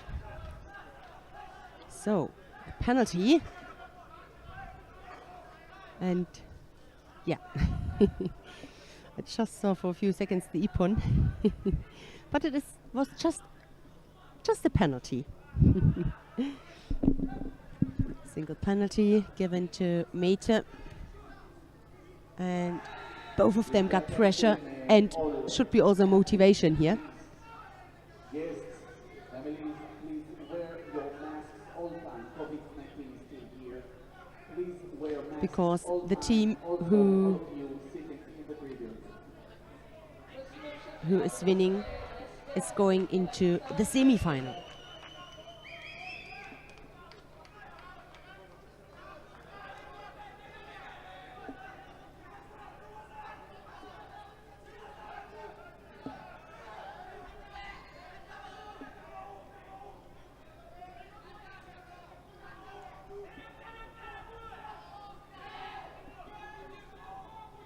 Yeah, can he get his leg out? Just a little bit. And he got a good position there. If he can hold his opponent, control the left shoulder. It's not 100% control. That was a good move for Kalatian. It looks good. Just the last 3 seconds here for Moisiev. Yeah. And as you can see there on the scoreboard on the mat, that was the third and deciding fight. And the decision who goes into the semi-final. Next match on tatami 1, men under 73 kilograms in white. And I suggest, because we have a rapid charge on mat number 1, coming up a rapid charge here on this mat, we're going to have a look who will be the opponent. It is either on mat number 3, so we go to mat number 3. Yep, we go to mat number 3, they finished. And we're going to have a look who will be the opponent from that team we have just seen here.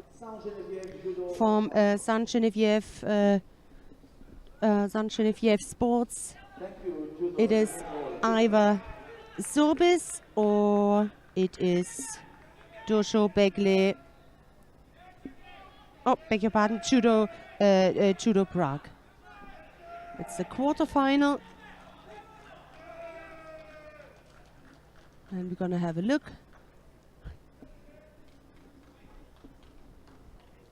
Decision is done. Sorbis Professional Judo Sports Club, Moscow. Sorbis, a very young club. They take with Tikayev, I think it's now the 4th win. There's one upcoming fight. We watched that one, but it is Sorbis who will face in the semi-final St. Genevieve Sports. Okay, last contest. Igor Sukuparov in white and Jaromir Musil in blue. Oh, beg your pardon. Beg your pardon. That I just read it from the graphics. It is Islam Akarashev in white in the plus 90 kilo category. He's up against Michal Horak. Yes, now it's right.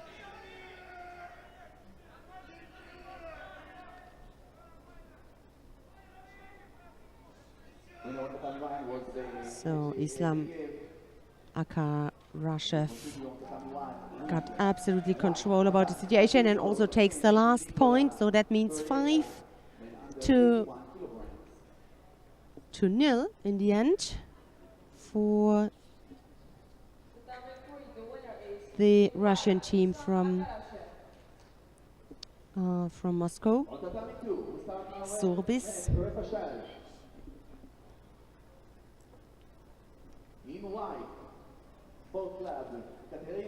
Clear decision.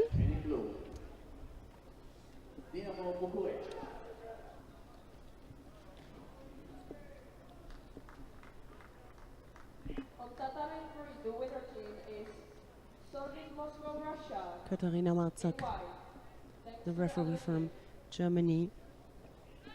I spoke with one of the referees during our little break before, when they clean the mat, and also for the referees, this team event. I mean, normally they have one fight and then they change, but here they have 5 fights, a long time where you really need to be concentrated 5 fights you have to you work on the tatami and concentration until the end. All right, I say we stay here because there are 2 rapid charges and we don't want to miss the next fight. It's already the semi-final in women.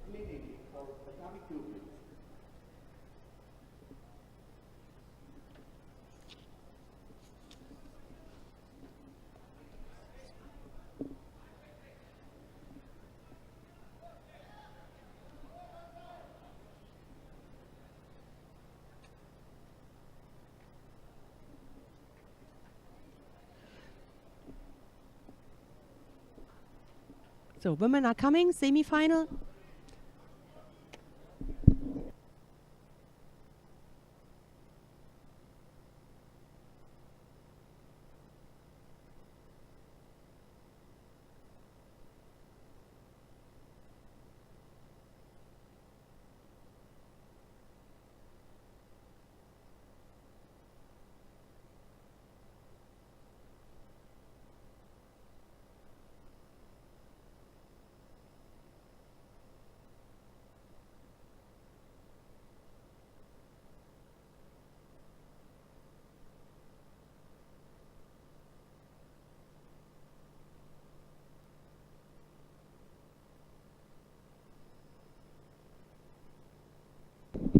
So, meanwhile, whilst we're gonna have rapid charge matches on mat number 1 and mat number 2, we're gonna have now the semi-final between the 2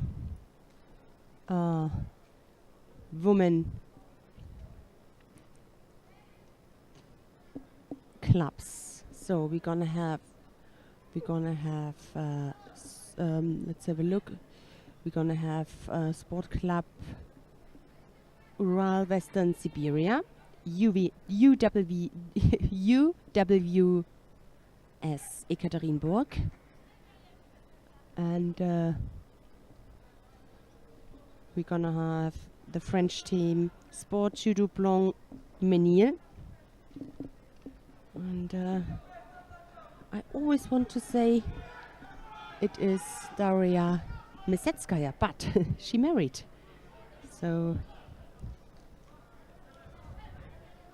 it is Daria Kurban Mamadova. What a long name, Kurban Mamadova, known as Daria Mesetskaya. She's up against Mirim Michouri. And by the way, this is already the category under 57 kilos. The previous contest went to France already, so they have already 1 point. You can see it there on the scoreboard. Lisa Marches took the first one.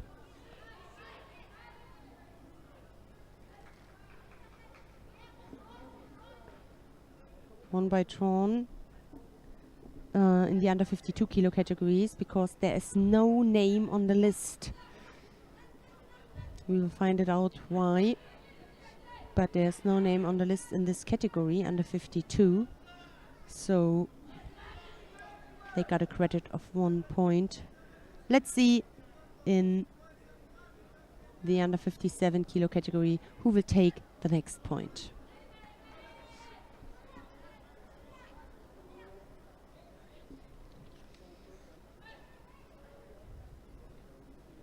Sport Club UWS, brilliant. Ekaterinburg is a very young club. They have a man and a woman team here. UWS stands for Ural Western Siberia, just a year old. The president, Vadim Yelantsev. Always interesting to see. So Daria, I stay with the first name, won that fight. Okay, let's see. We're gonna have the upcoming contest. In the under 63 kilo category, we're gonna have Daria Davidova, her opponent from Germany, Nadia Batsinski. And I spoke with her yesterday, and she told me, yeah, she was asked from Serra Loco if she wants to fight there. I think that's her club. And Nadia said yes. We didn't have, or I didn't have that many competitions, so she was looking forward to that team event, fighting here for the French team.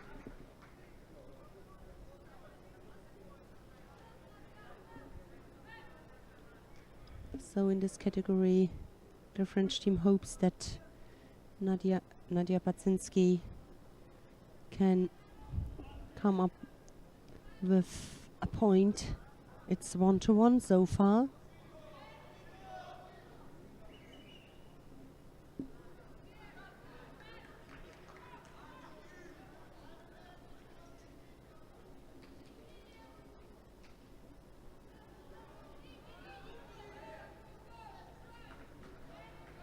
Let's have a look at the ranking. Number 13, a Russian fighter, 30 years already.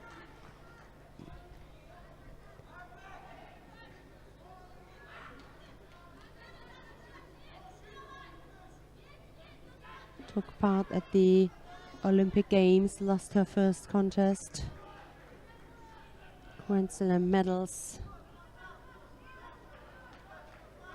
Silver medalist at the Europeans this year.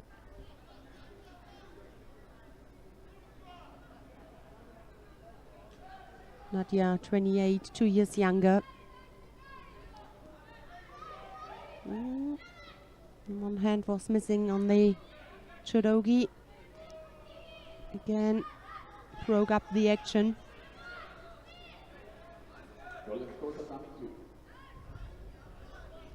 Tatami 1, winner in white, Ivan El Sultano.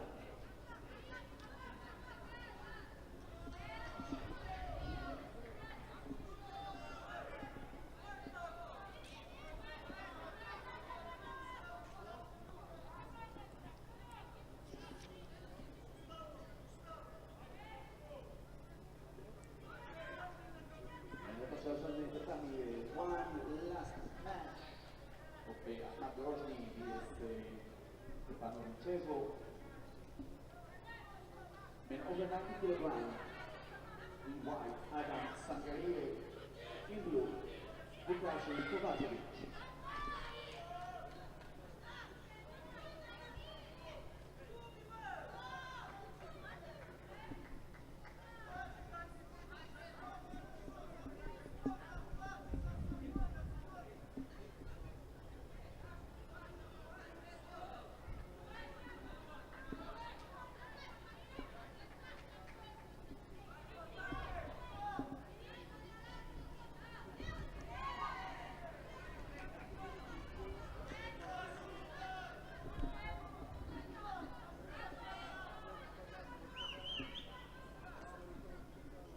Two penalties now already given to the Russian. Less than 1.5 minutes. Big hip attack here from Nadia Baczynski. Ipon. So, takes the lead here for the French team. The winner is in blue, Nadia Baczynski. Tatami 2, winner in white, Abdullah Abdul-Zahir. Next contest, under 70 kilogram weight category. In blue, Candice Labreton. In white, And coming up now in the under 70 kilo category, Kamila Bajurova. She's up against Candice Le Breton. In blue, Luciano.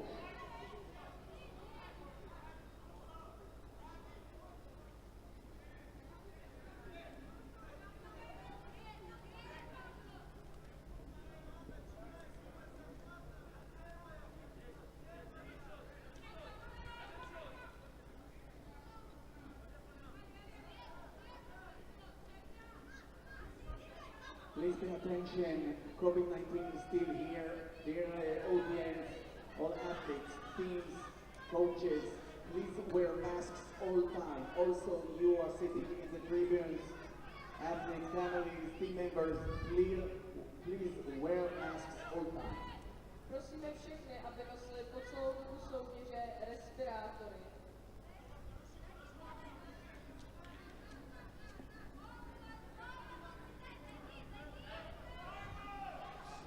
Working things out on the ground here for the UDSC Čučika Dame.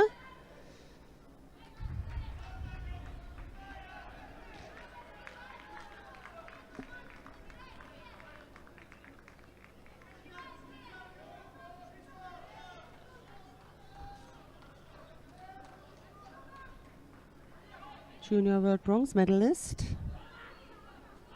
In the under 70 kilo category, the French fighter is 23 years old. Everyone winner in white, Adam Sangarier.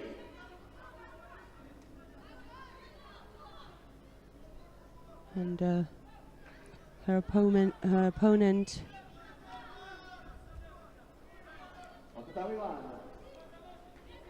Badurova, 2 times under 23 European Championship silver medalist quite a few years ago. Thank you, Omladinac Stefanovicevo, Serbia.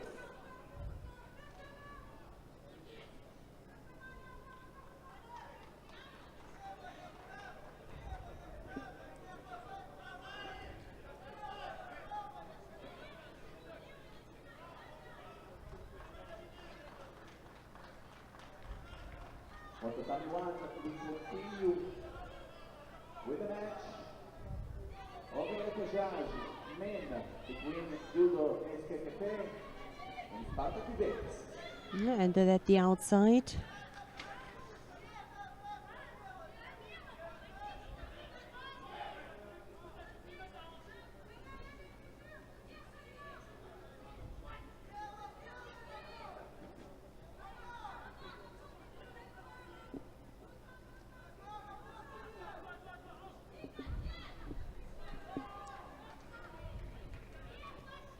So 2 win already for Judo Blanc Menil, the French team in blue. 1 more win and they are in the final against Paris Saint-Germain.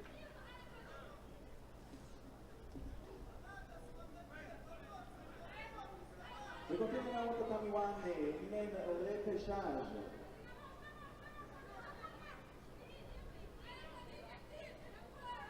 In white, Club Judo SKKP Brno. In blue, Judo Club Sparta Tibet Kiev. For SKKP Brno, David Bukadek, Thomas Bilhan, Michal Faf, Luigi Petr, and Matej Silvestre. In blue, for Sparta Tibet, Kaomar Jan Artem Omula. So have a look at the clock. 38 seconds. No score. If it stays as it is, then we're gonna have a golden score.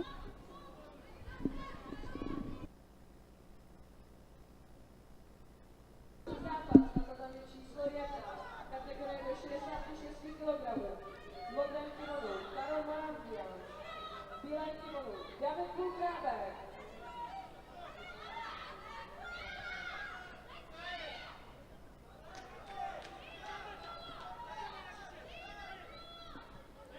All right.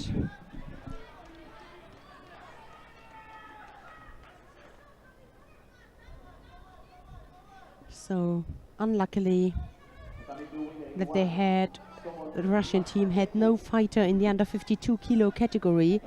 There was already 1 point that went to the opponent's team.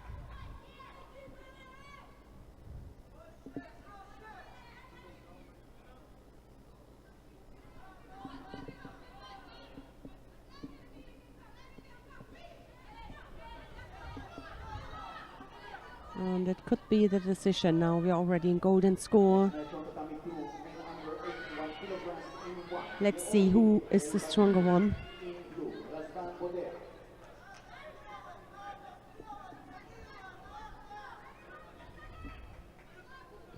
At the same time, the man from Ural, Western Siberia, is coming onto the mat. Rapid charge for them on mat number 2.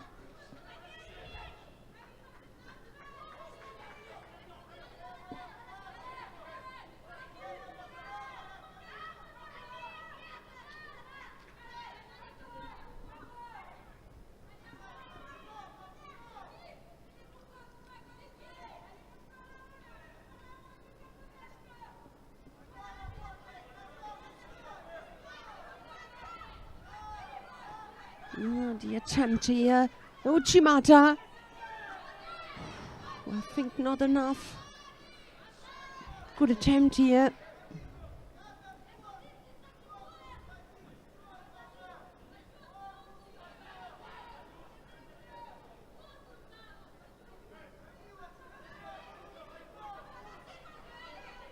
Daria, one of the most experienced in that team. Kopan Mamadova gave advices to her teammate Camila.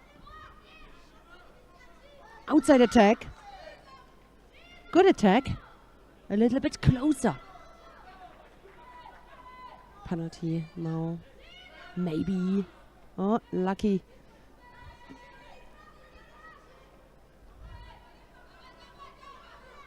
Let's have a look. Coaching, yeah, the attempt. Still quick. A minute and already 50 seconds now, almost 2 minutes in the golden score. Oh, it's a must win. A little reminder, a must win for the Russian in white to stay in the main route to the final. Attempt here, the right-sided hip attack.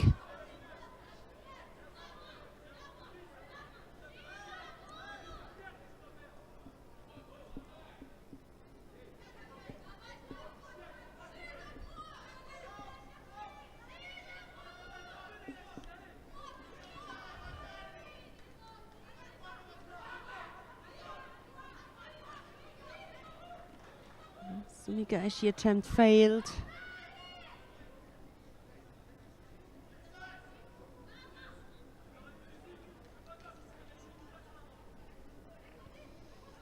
.220.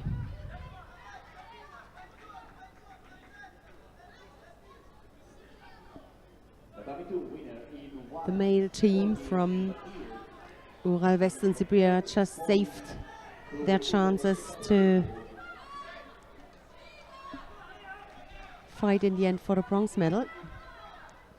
Just got their third win. Here we are still waiting. It's either a third win for France or the second win here for Russia.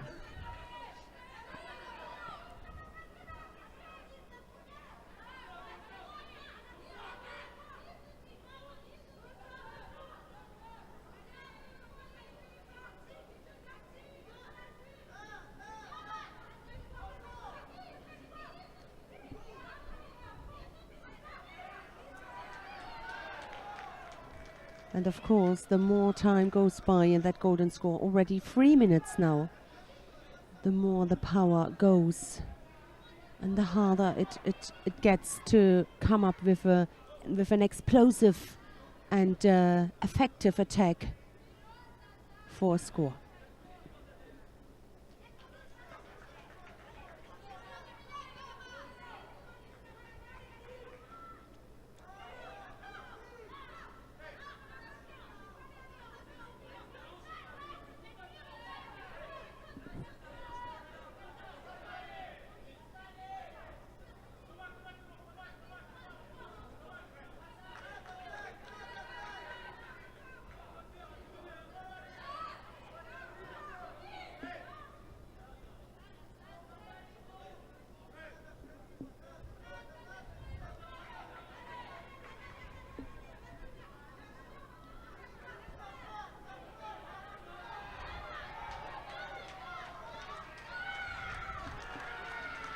There is the Ippon and the rescue.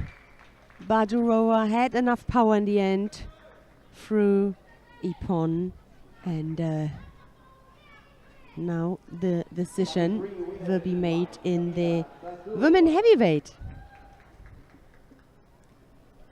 The last fight, it is 2-2 so far, and we will see if Russia or France will take this. Daria Vladimirova in white.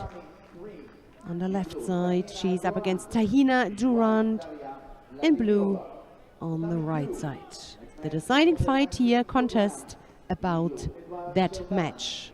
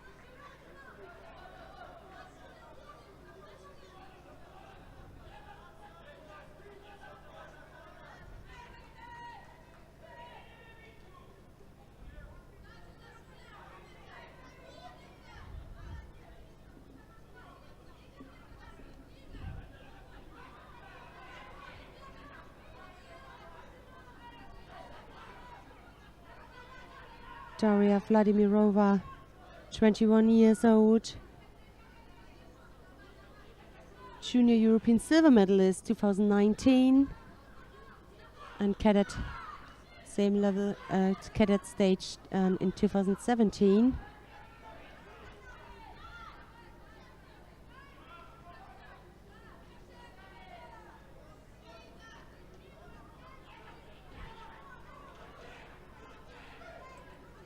Tahina Durand, 21 years old, and a bronze medal at the Junior Worlds, also in 2019. So both know each other for sure very well. Yep. They fought against each other in that same year, 2019. It was the French fighter who won at the World Championships in Marrakesh. So, who will take that one deciding point? Vladimirova or Durand? Left-sided strong grip here, the counter-attack from the Russian.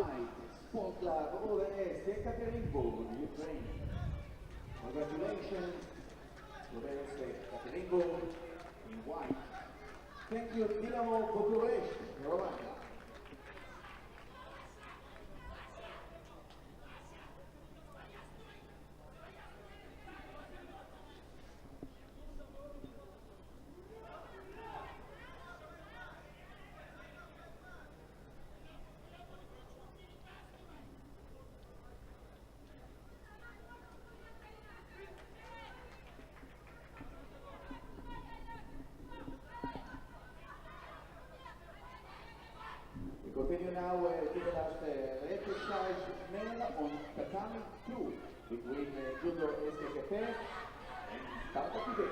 The attack here, the attempt. She went to, brought her opponent down, but couldn't turn her. Now both trying to get involved into the ground. So no score so far, no penalties. 50 odd seconds.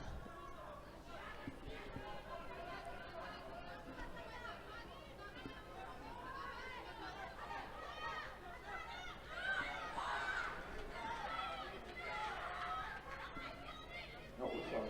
Now only the coming two, with men repechage. Within the dojo, the France, and the Ukraine.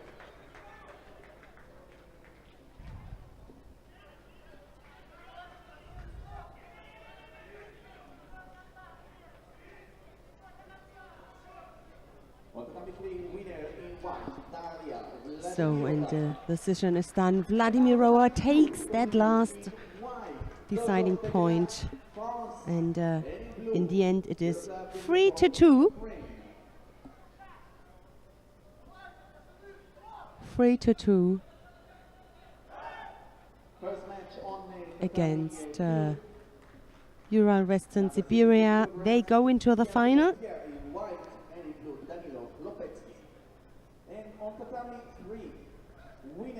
And Judo Blanc-Menil,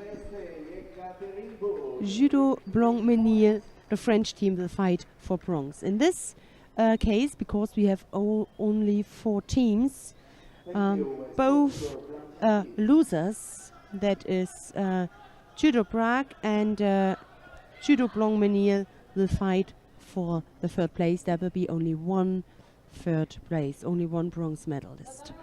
All right, so we have rapid charges on all the mats, and in this case, I just check the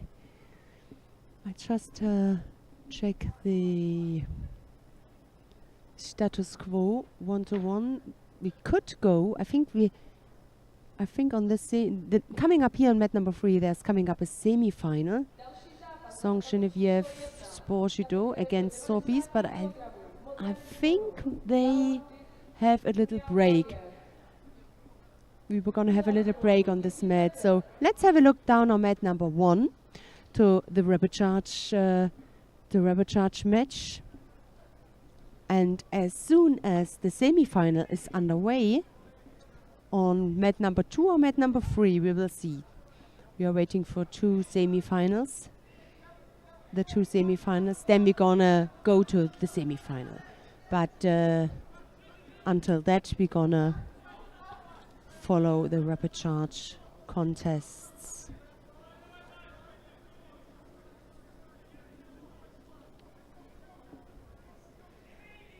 So we're gonna have the other Czech club beside University Sport Club Prague Judo. It is Judo Sports Club Kralovo Polan Pruno.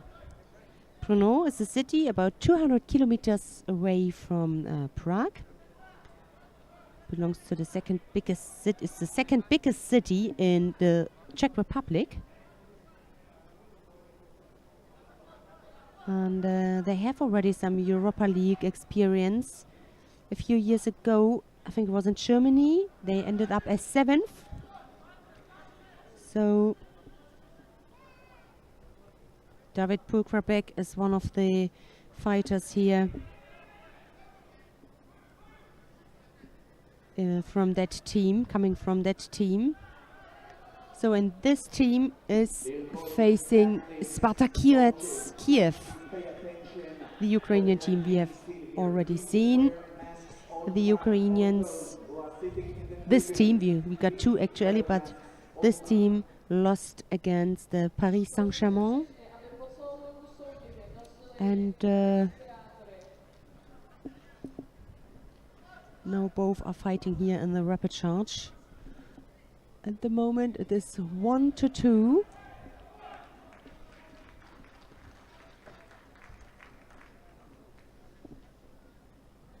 And I think that was the 3rd and important point.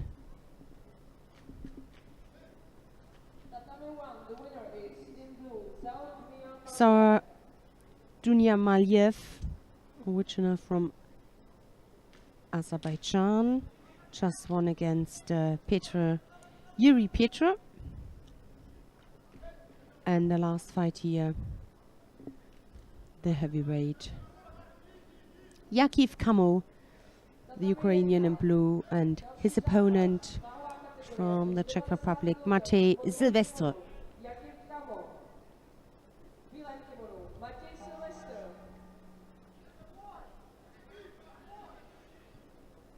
– 3-1 decision is done.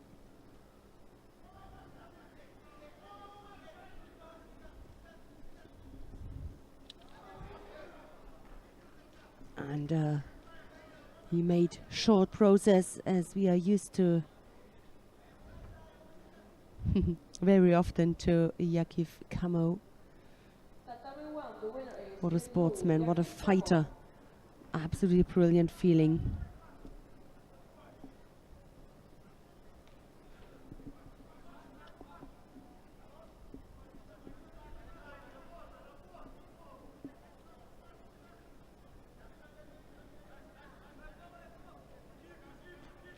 Tatami 1. And if I'm right, then it is Akhmat against Sparta In blue, Judo in the next Congratulations. next repercharge. KKP Brno. All right, so the action on this mat that went quicker than I thought is over. Only action now at the moment is on mat number 2. Then let's have a look. Down on mat number 2, another repercharge contest. Dojo Begle. We have already seen the French team earlier on in the final, in the repercharge here against the Judo Dnipro, the one of the two Ukrainian team. The other one we have just seen in the other repercharge contests. So We continue with the main repercharge on tatami 2, men under let's have a look. kilograms in white. Cameron Yeah. Givre from Dojo Begla. That was the first. That was the first contest in that match, with the win for Dnipro for the Ukrainians. Cameron Givre in white is up against Sviadi Svidauri of Georgia.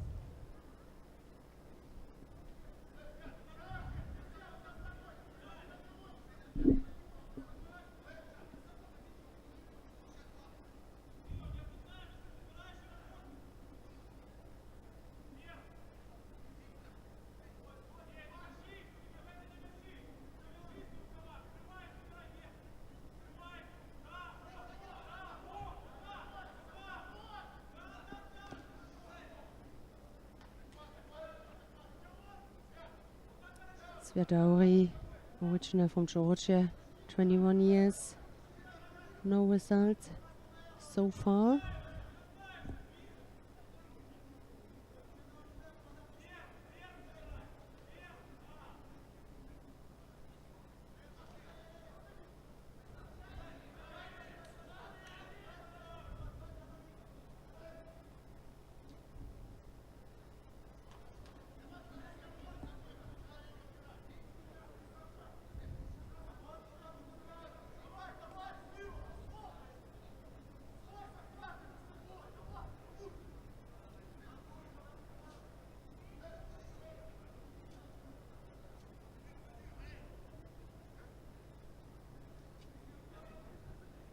I wonder if he's related to Surab Svidauri, the Olympic champion from Athens, but it's not a must be. We have a few Svidauris.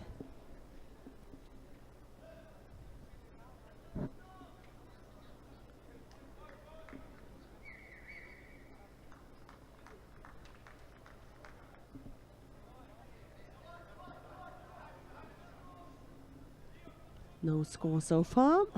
Almost half the contest is gone. No penalties. Absolutely everything open here in this contest between Gifre in white and Sviadauri in blue.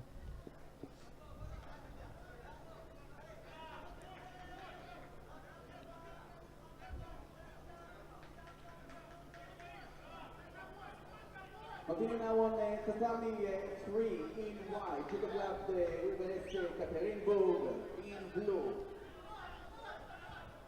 Queste Judo Prague. This is the men repechage.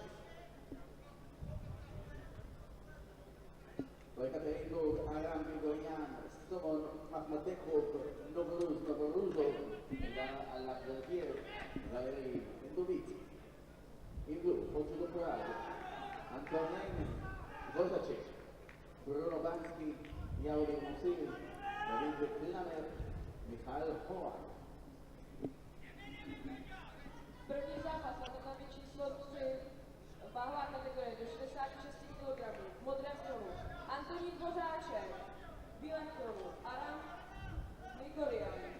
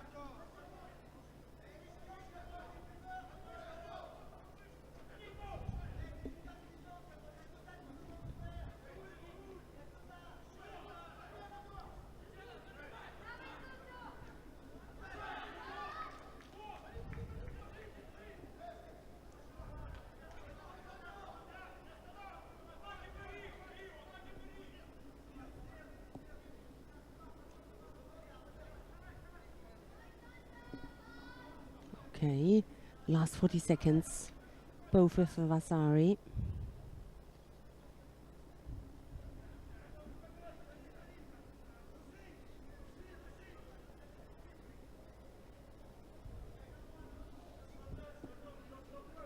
After the two repechage matches on mat number 2 and mat number 3, we expect the semi-finals. PSG Judo against Lokomotiv Nalchik on mat number 2, and on mat number 3 it is Zong Geneviève Sports Judo, the French team, against Zorbis Moscow. These are the two lineups for the semi-finals before we have the two repechage contests.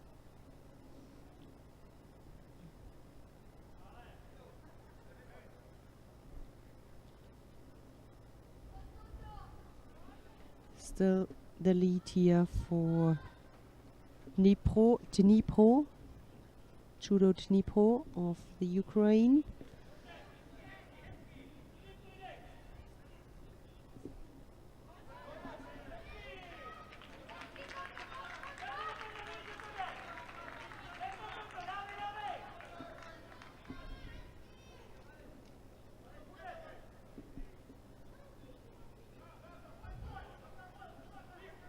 Fight continues. The counter attack and forward attack here from the Ukrainian.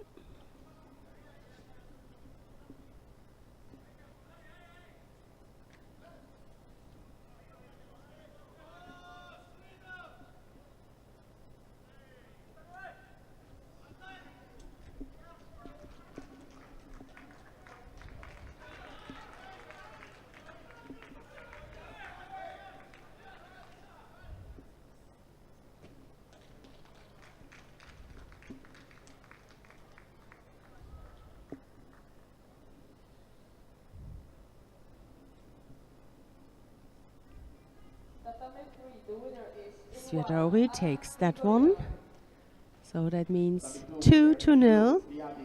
And the French team now must come up with success to stay in that competition. Tatame 3, další zápas, váhová kategorie do 73 kg. V modrém kimonou Bruno Banský, v bílém kimonou Somon Makhmatbekov.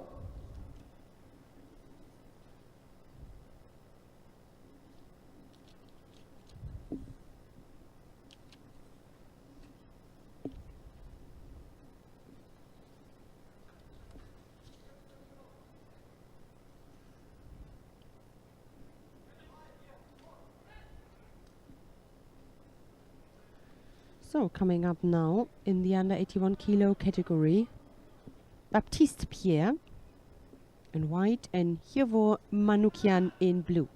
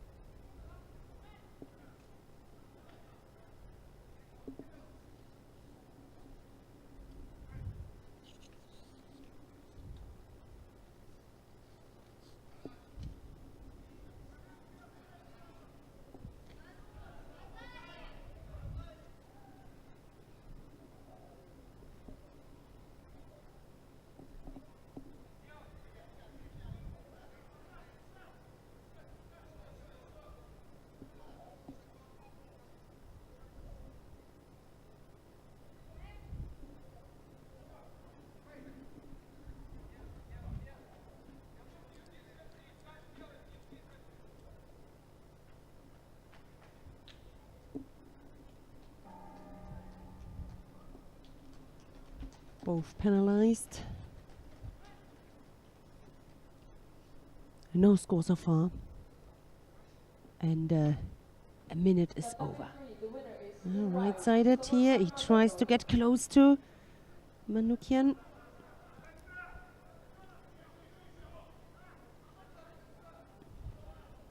Left arm from Pierre keeps him a little bit on distance.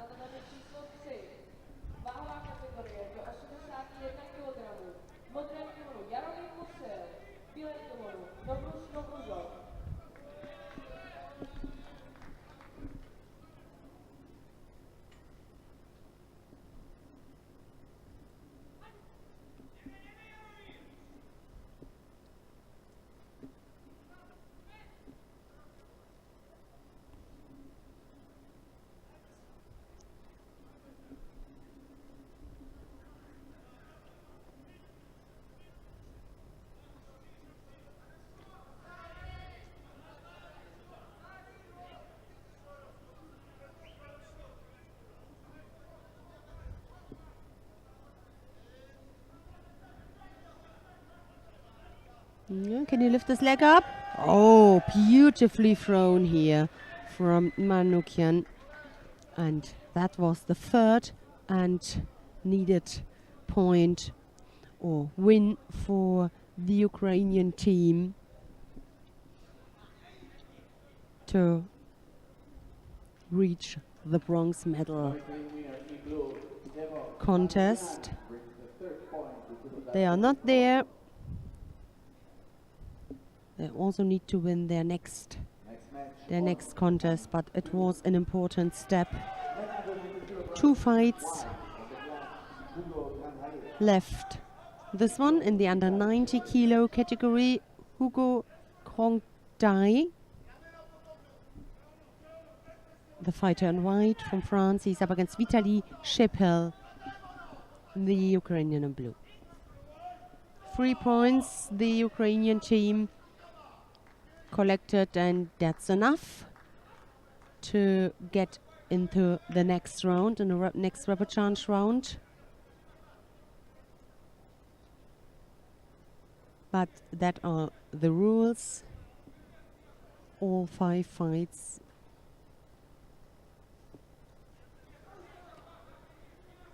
have to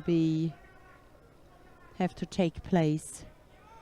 Although, or also if the decision is done earlier, as we have the example here. The decision is done who will win this match, but they will fight for also the next or the last two remaining contests.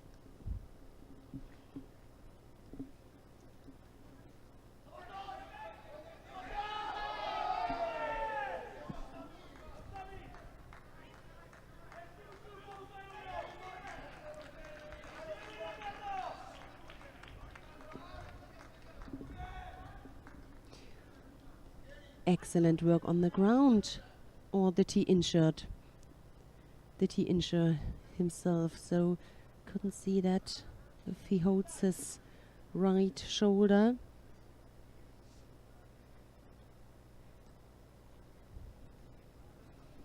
In fact, it is the first point here for the French team.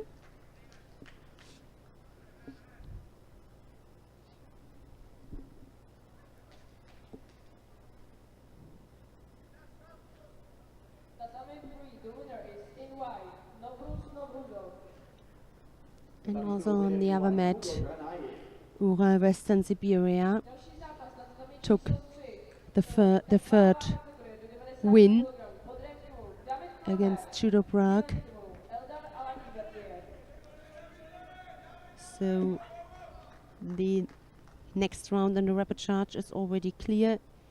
Ural Western Siberia, the sport club, will fight against our team here, Judo Dnipro, the Ukrainian team. But we're gonna have now here the last fight in men's heavyweight. Vincent Barrault. He is up against Alexei Moiseev. Moiseev, the Ukrainian, in blue, and Barrault, the French fighter, in white. Good grip here from the French so far. It's a good start, but not everything. Throwing skills is the thing you need.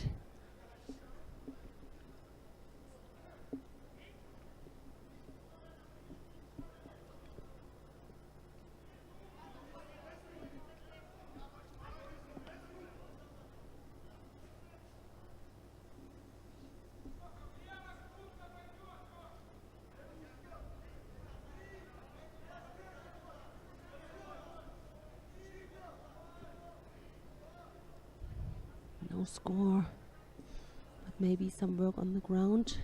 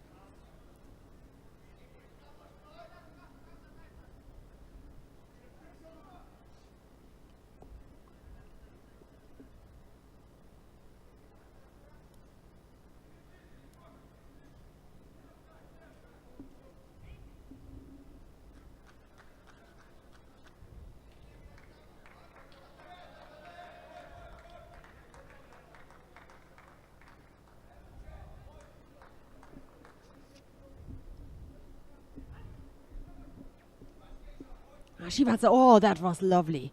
He really stayed consistent and made a second push to throw him. Received Vasari for that. Working now on the ground. Let's see if he can get control above the left arm from Barrault. No, his left. No, yeah, he finished it successfully. I just wanted to say his left leg is missing a little bit in this action to put pressure on the upper half of the body, but strong enough to extend the arm from Barrow. And it's the 4th point for Judo Dnipro.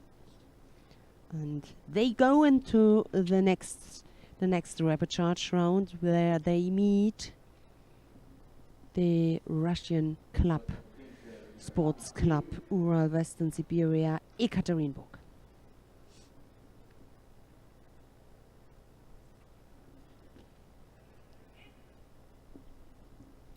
So that's the result.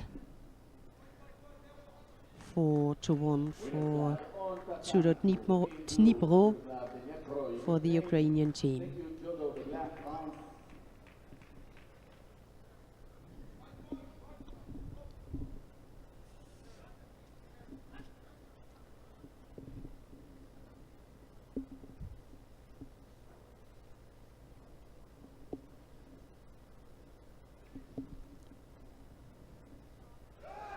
So we stay on that mat, and in a couple of minutes we're gonna see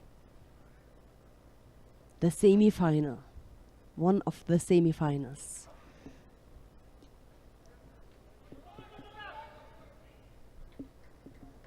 The other rapid charge contest on mat number 3 is already decided, although there are 2 upcoming fights. It is Ural Western Siberia. I just said it. They will face the Ukrainians. We have just seen winning on our mat, but there are 2 remaining fights, and I'm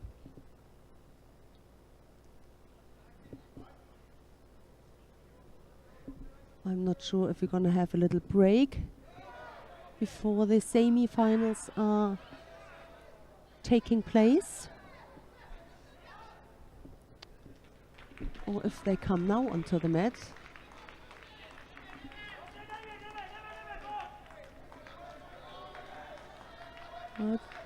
I think it could be, yes, we go to mat number 3. It looks like that there will be a little break, that they start together with the 2 semi-finals. Why not to join the last 2 contests, and when the semi-finals begin, we go back to mat number 2. I picked out, I have to pick out one of the semi-final matches, and you at home, you can open both both screens and watch them both at the same time. I don't have that choice, and so my focus is on one semi-final. All right, so at the moment we're gonna have the under 90 kilo category. Ooh, spectacular without a score, but was good looking, looked promising, between Eldar Alak-Verdiev from the Russian team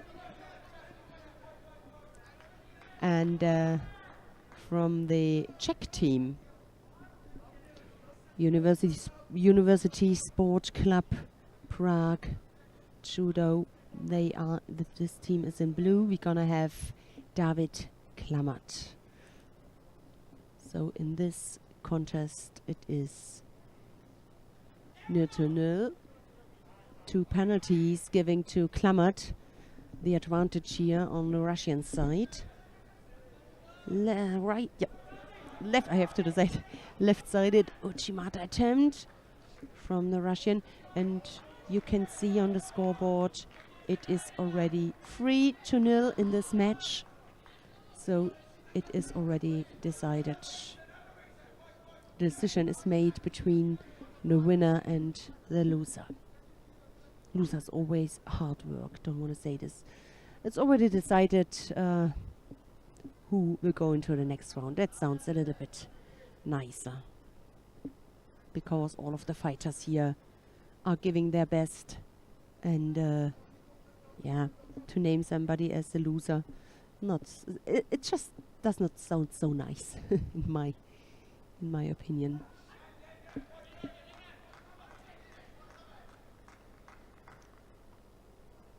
So golden score, as you can see, almost a minute.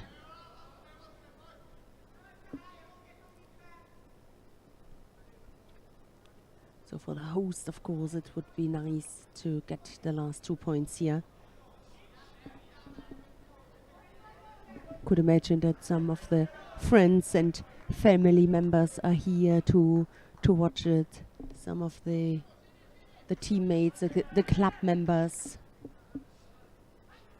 And when you look at the concurrence here, of course it is hard for the host to be successful. The Czech team, they got strong and good fighters, but you need a whole team, not only a few with that experience and that level. Yeah.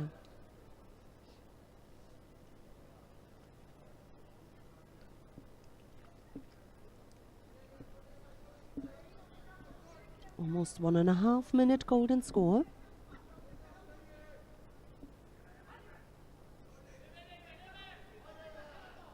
At 4 o'clock local time, the final block is going to start. Still got some time. It's 1 o'clock now here. Ochi. Ah, he left the grip. He broke up the grip with his right arm. It was a promising situation. Yeah, we're gonna have this rapid charge contest, then we're gonna have the 2 semi-finals. And we're gonna have 2 more rapid charge contests. And then the break will be until the final block.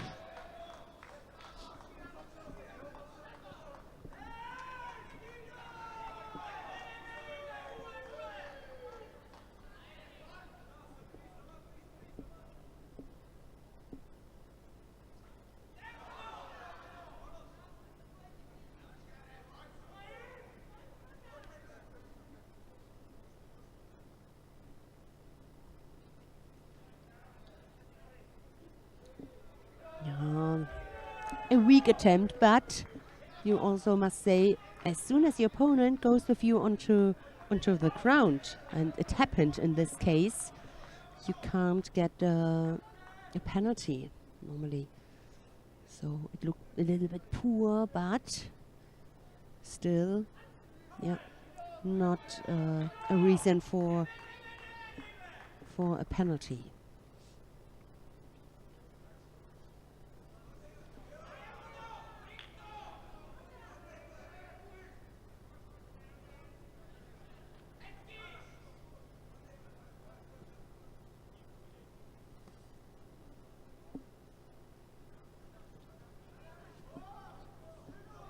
Oh, he was out and tried to get him.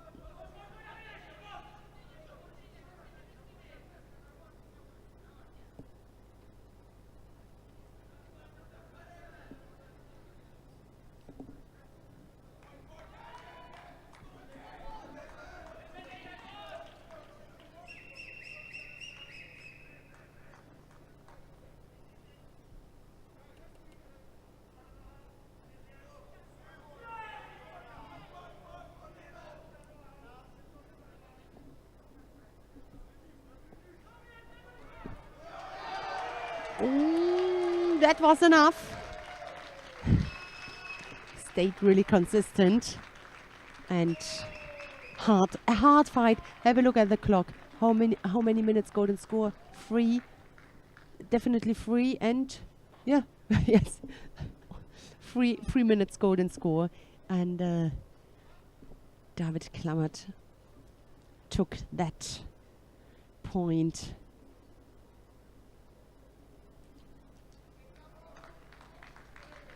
That honor or glory point.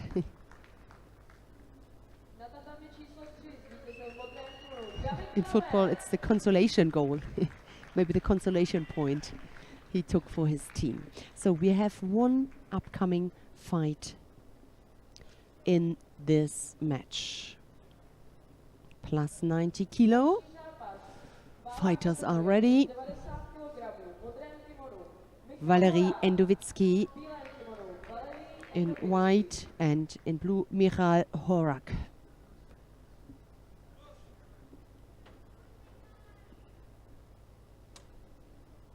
Valery Endovitsky, 21 years old.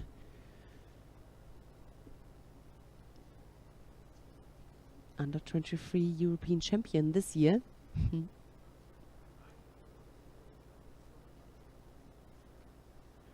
Abu Dhabi Grand Slam. A few days ago, he ended up as 5th. So he passed the podium.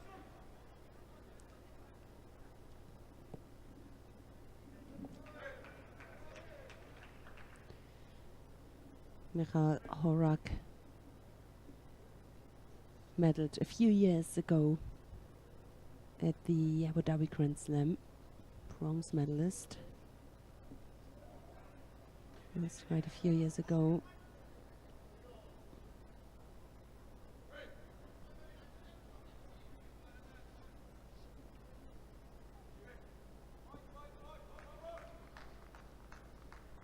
Always there at the top events, Horak.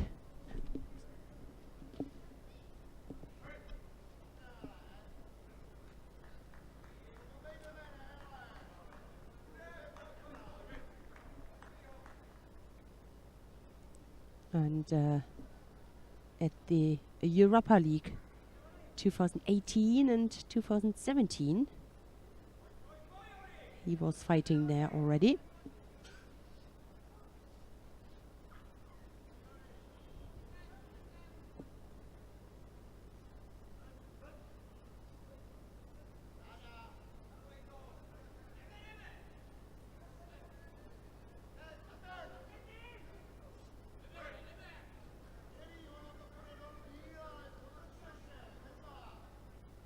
One and a half minute gone.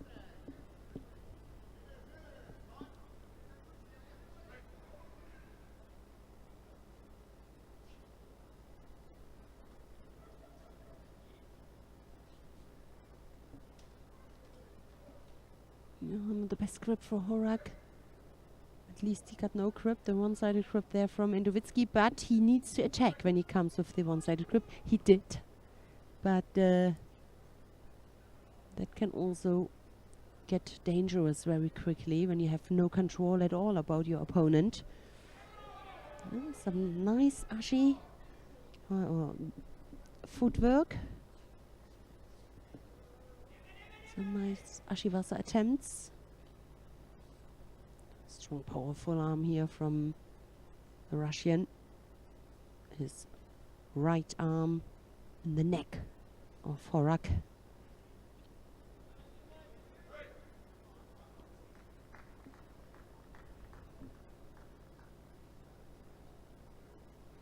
Judo for stepping out.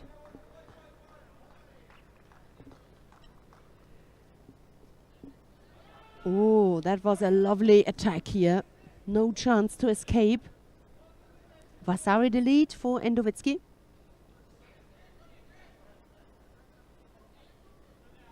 It does not look as he really wants to get that leg out. Yeah, now he starts a little bit on the ground with the work. Yeah.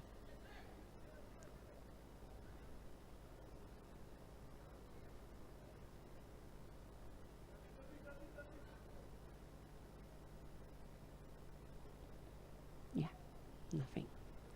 nothing serious is happening here on the ground. I'm gonna have a replay. Beautiful. Kosakake.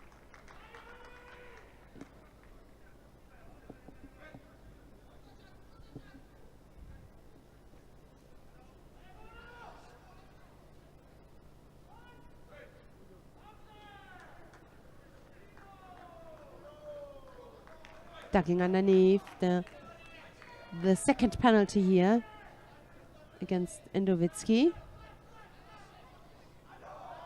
Try to throw him.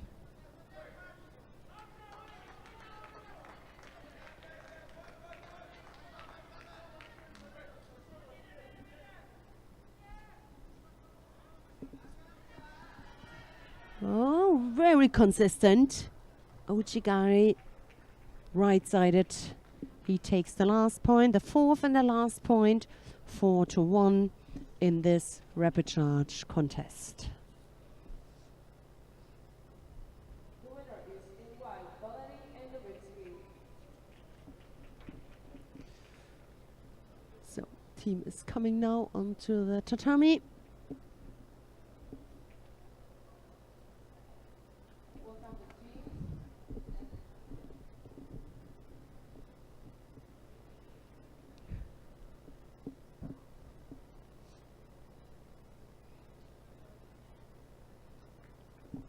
And the winner team is in white, Judo Club Ekaterinburg.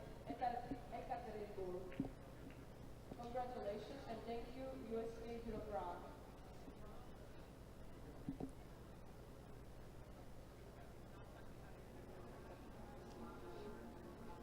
Ladies and gentlemen, now we have a short break for cleaning.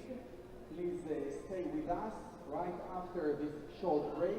So we're gonna have a short break, and in a few minutes we are back. Don't miss it, because then we are coming up with the two semi-finals. Have a nice break.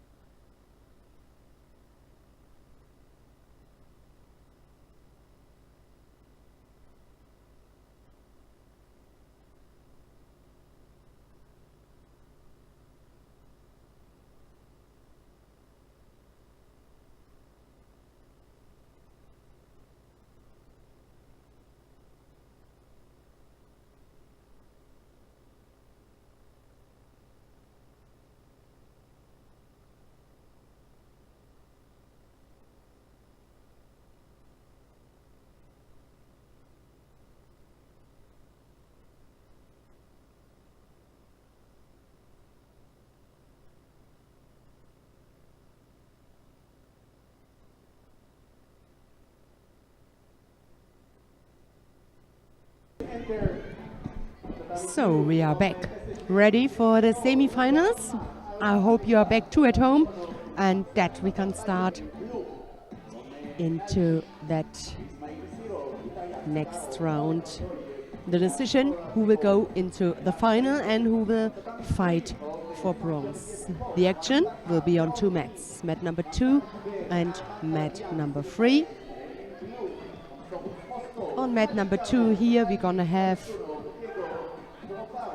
Paris Saint-Germain, the French team. They are up to Lokomotiv Nalchik, the Russian, one of the Russian teams. And on the other mat, it is St. Geneviève Sports. They are up against Sorbia or Sorbis Moscow. We follow that one. You at home, you know you got the chance which of the 2 semi-finals you want to watch. So let's have a look at the lineup. Denis Vierou always starts here, the Moldavian fighting for the French club. In the under 66 kilo category, he is up against Ismail Misirov.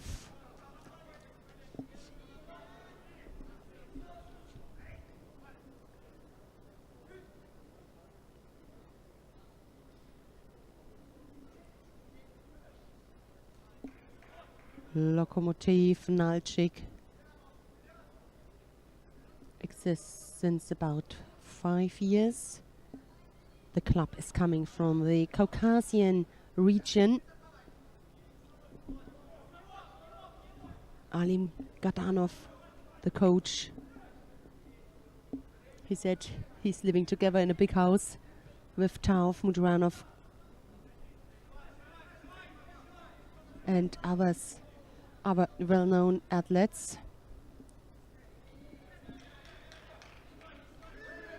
Kabirov, just to mention a few.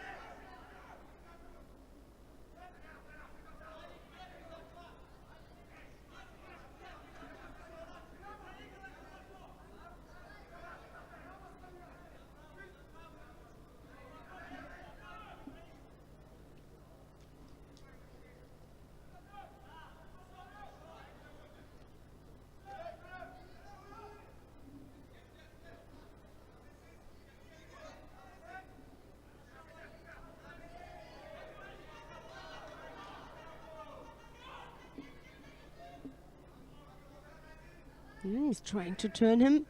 Vierou.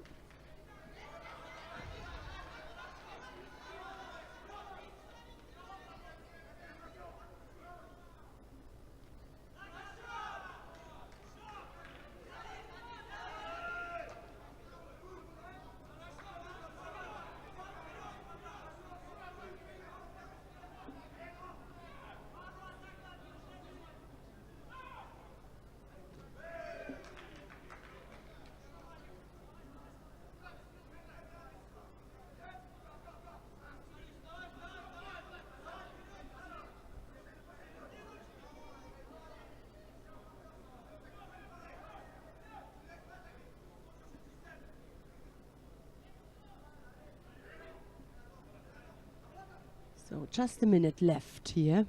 No score. A single penalty against Misyarov.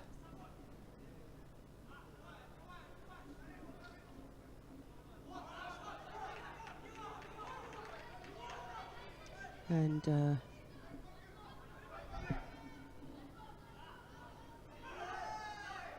we are coming now to the last minute. The second penalty given to the Russian, coached by, I mentioned already, Alim Gardanov, and for everybody who is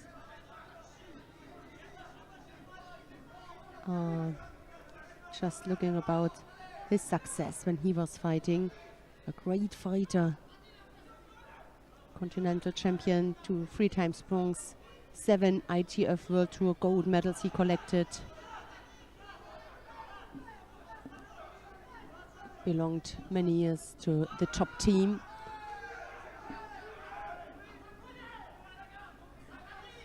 The coach. Oh, yeah, that looked promising. And you can see behind Alim Gardanov, Renat Zaidov, who is here for his team.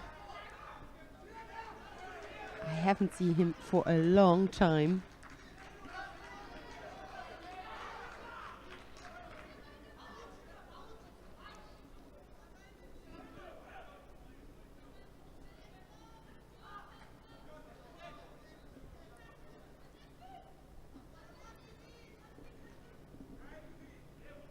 And we're going to see Renat Zaidov. He's not that old, 33, but still. I mean, with Bashayev and Isayev, Russia got some, like a new generation of really strong heavyweights. But Bashayev, world bronze medalist, also belonged in the past to the top fighters.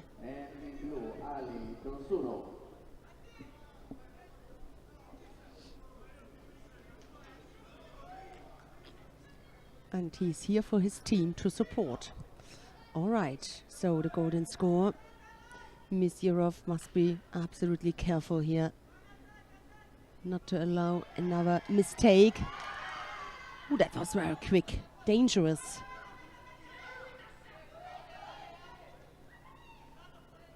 For the Russian.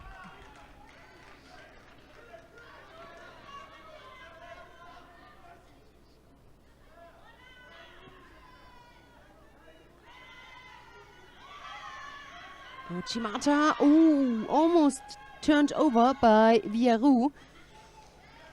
Lost his grip in the end.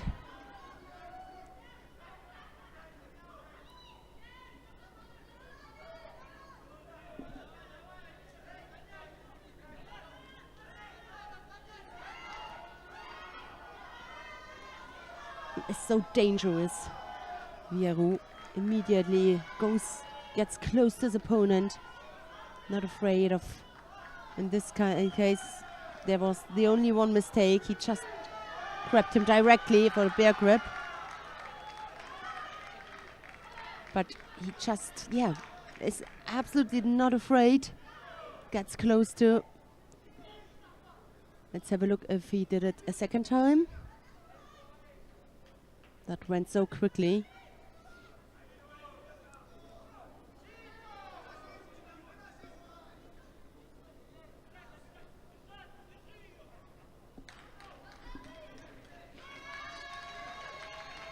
And they decided to give the Vasari. The first point goes to Paris Saint-Germain.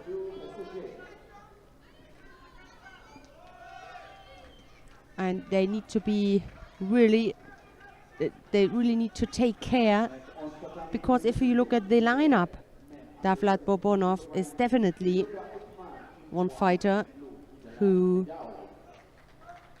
against whom it will be hard to win. So that could be the second win. So one more win from the team and that's it.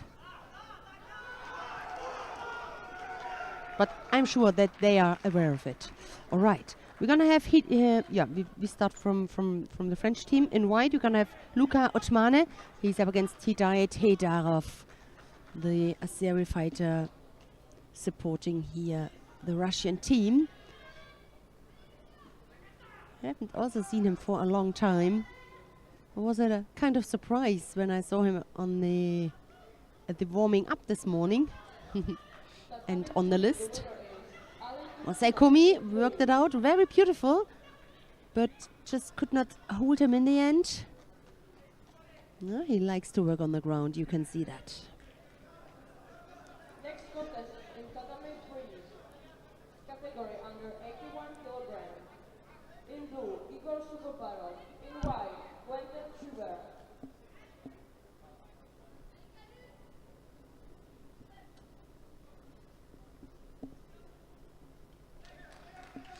Okay, Judo for leg grab. Everything which is underneath the belt is forbidden. Blocking, touching, holding away.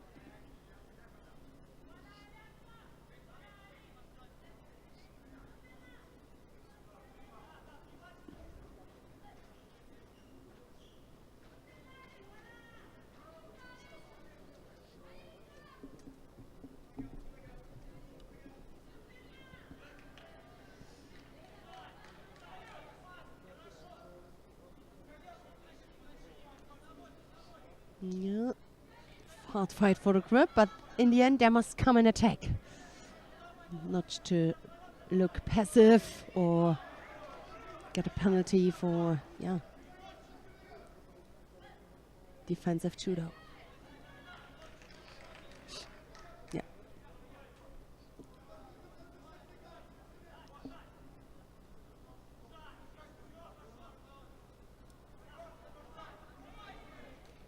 Nope, I think now we are back. Just a little problems with the picture. Let's have a look. They decided to give nothing.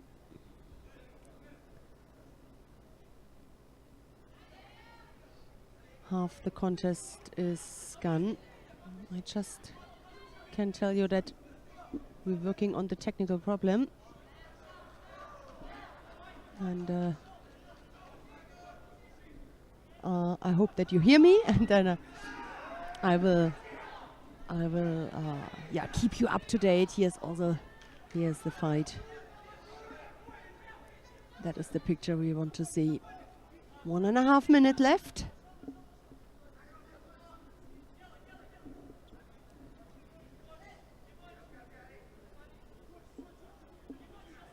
Both starting to look a little bit tired.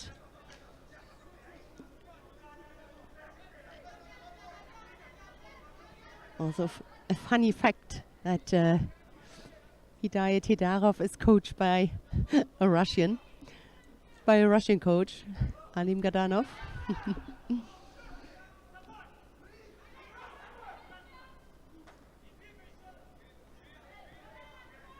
Yeah, he really got some problems to get close to and especially be the first with an attack.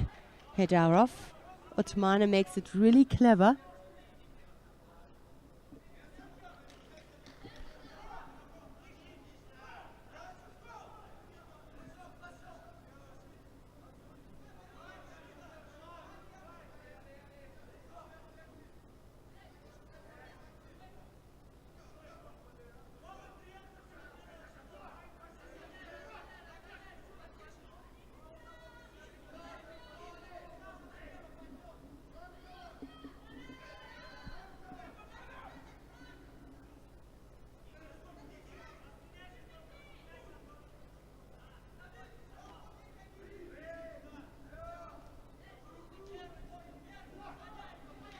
Yeah, we are coming now into the last half minute.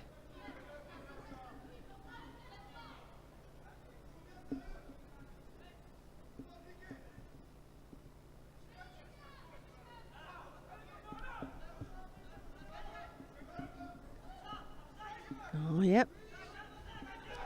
The speed is still high. Can he come up? One of the favorite techniques from him.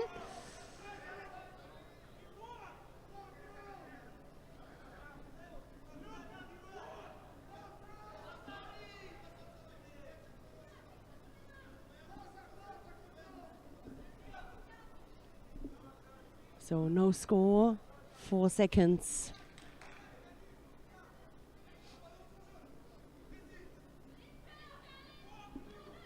You didn't miss anything. Golden score tatami 3.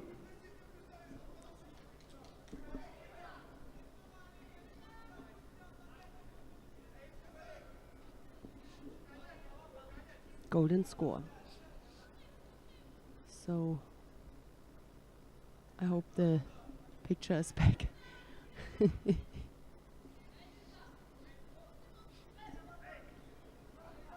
I keep you up to date as soon as you're not able to watch it. No score, a lot of pressure, a little bit more now from Otmane. He feels that this could be the key. And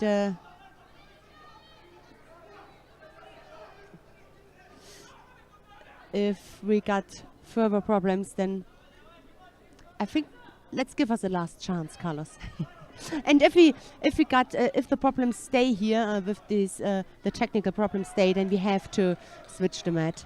That you see at least something here on the commentated channel. So far, it is Heidarov who received a penalty. Otmane put a lot of pressure on him. Maybe he can work things out on the ground. That looks not bad. It looks not bad. Still, he needs to get his leg out. That was a chance. Just could not execute.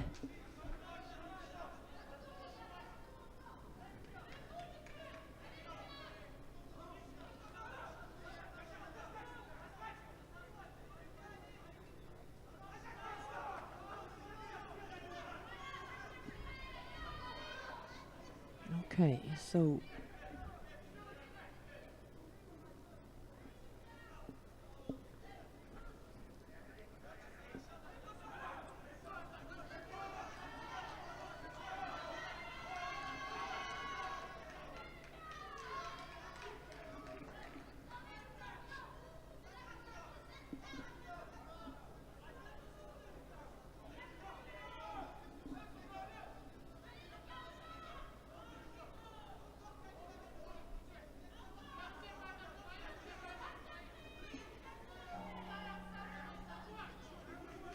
Golden score tatami 3.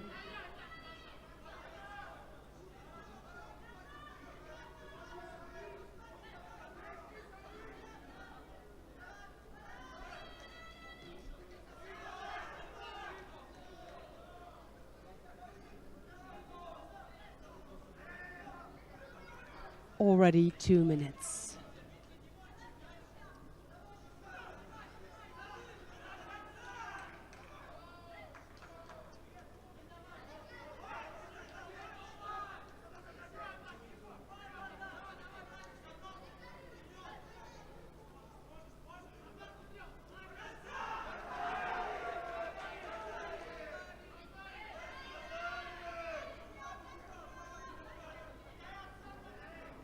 Heidarov is also fighting for another team, a German team in the Bundesliga. Esslingen was there the final. Oh, let's have a look if this could be the decision. Just did not get really underneath, but immediately grabs the left arm here from Otmane. Defense very fast and strong. Just could not turn him. 2.5 minutes already.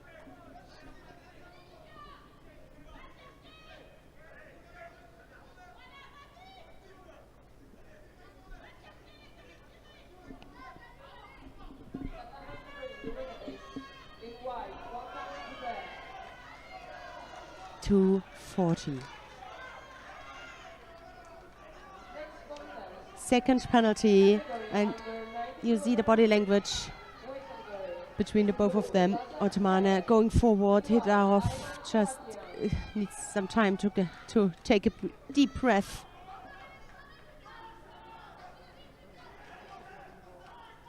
For sure, you have to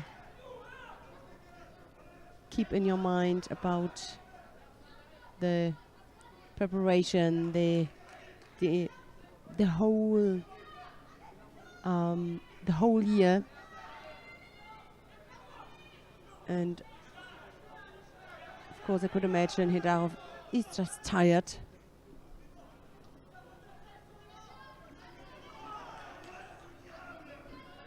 And when it comes to golden score situation, as we have it here,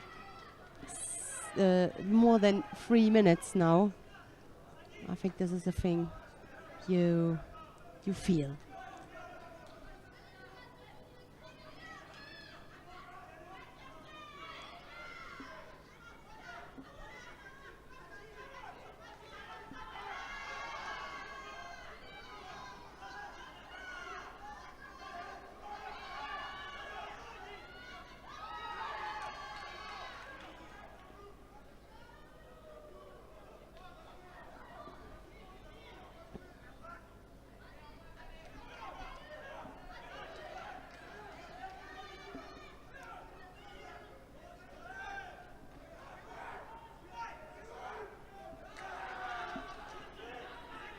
What a dramatic semi-final.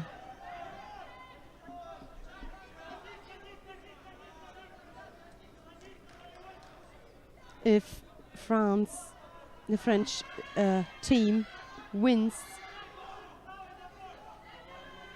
that fight, and for sure Bobonov wins, then they have 3 wins, the thing they need to get into the final.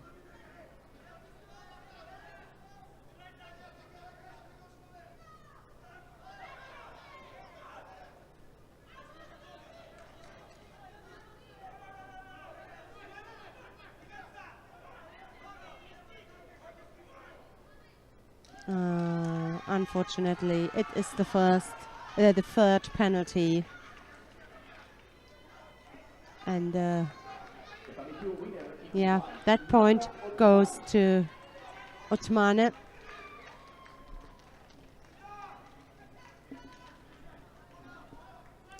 And we are looking now to the next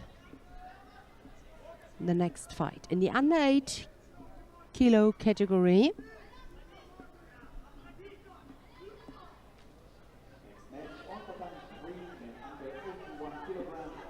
The referee is coming.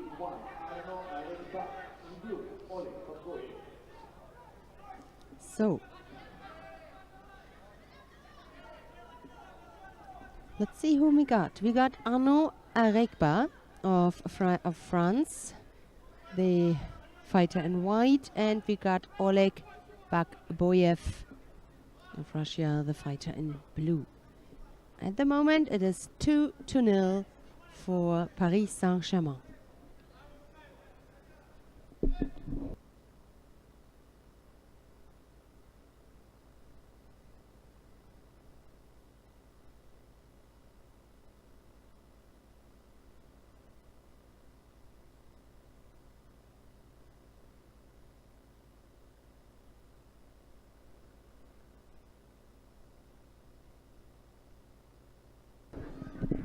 What a chance here that is for the arm lock. Yes! That was a nice work on the ground. But now it comes to the deciding fight. Maybe. If Davlat Bobonov, the Uzbek fighter who's fighting for PSG, wins his contest. But also to mention his opponent. His opponent in the under 90 kilo category is Ilyas Murzabekov.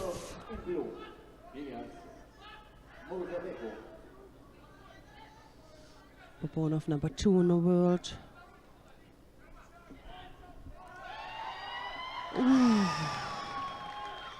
Brilliant thrower he is. He came out and combined it with the Kochi, the Olympic bronze medalist, world silver medalist.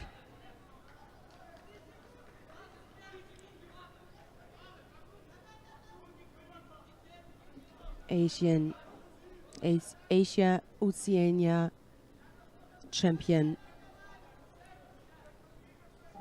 What a diamond the Uzbek team got in their team, got in their team. So the lead here for Bobunov.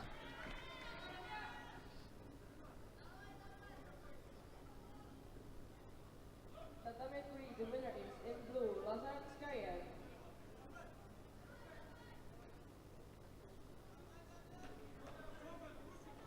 Next contest.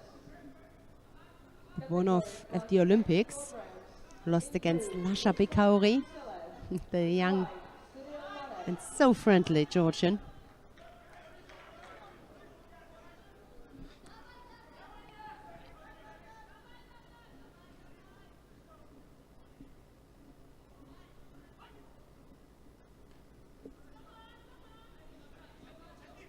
Yes, Uzbekov, 19 years young, the Russian, and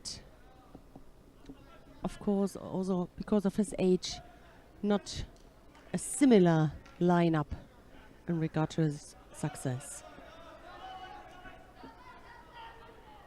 The young fighter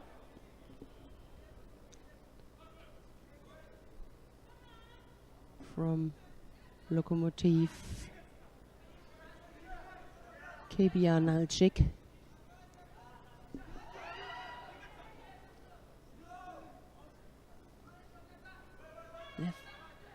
Left-sided, the attempt to throw, the attempt to counter, and again the attempt to use that counter move from Bobunov.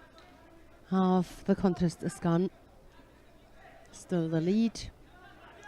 On the other mat, it is again a decision between Cyril Marais and Ruslan Kiselev.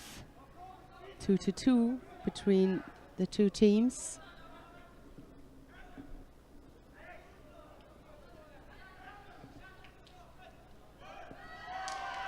Second, Vasari, and that's the third and deciding point about who goes into the final and who will fight for bronze.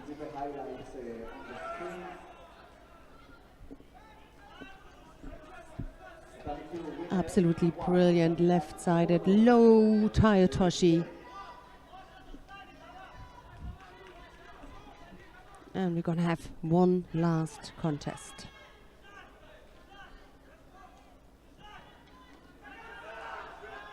At the time we start the last match between Judo and Lokomotiv and Nalchik.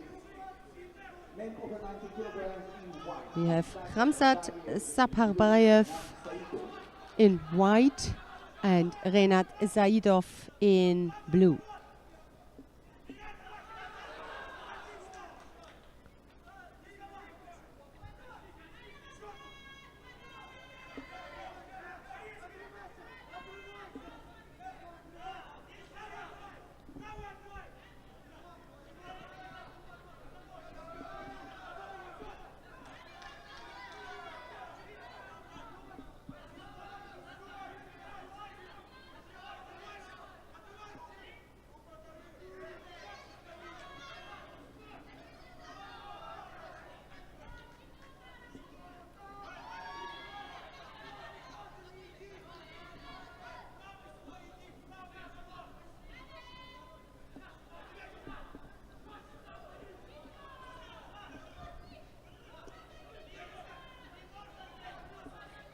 Yeah, it calmed down a little bit. Can he come up with a big attack here, Zaidov? He's so tall, this huge advantage for Zaidov.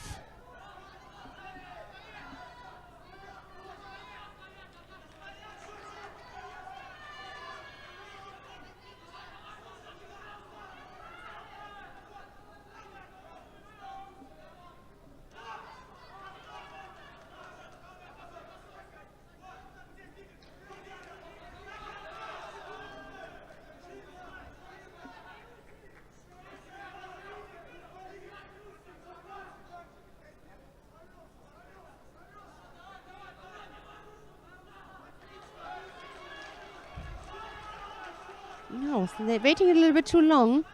Perfect position here for the Chimawasa.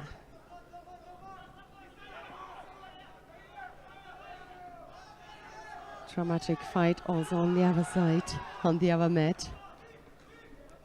Okay, some little medical break. The question is, Carlos, if we just for the break, let's have a look to the determining fight here on mat number 3, because on mat number 2 we have that little break. As soon as our fighter Khamzat is back, let's have a look. You see 2-2, just to fill the break a little bit. Both penalized twice.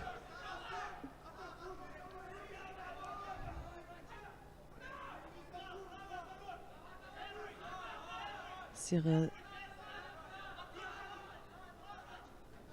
put a little bit weight on.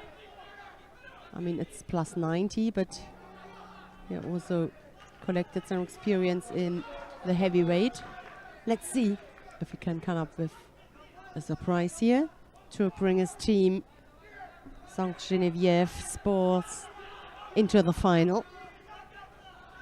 Who got the more power now? Outside, ooh, left his grip, left his grip, broke it up. I have in my memory many dangerous moments when judokas, athletes broke up the grip and were countered in the last second. And especially in a golden score, then it's all over.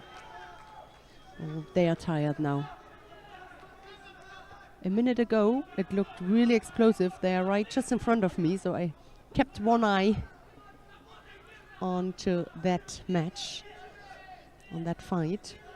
But now it slows down, and the more time goes by, the harder it is. We all know this.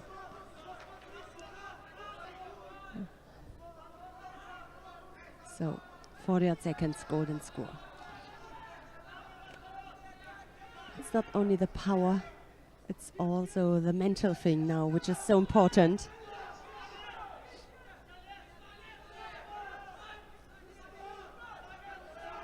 Low attack, not right underneath.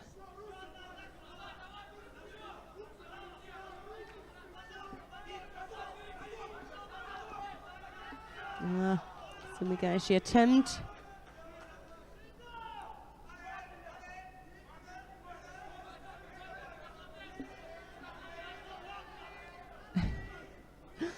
All in slow motion is the feeling. 1.5 minutes left. Khamzat Saparbayev still here at the medical corner. It's nothing bad, but the doctors prepare everything. I think he just is bleeding a little bit in his nose, and yeah, they treat him.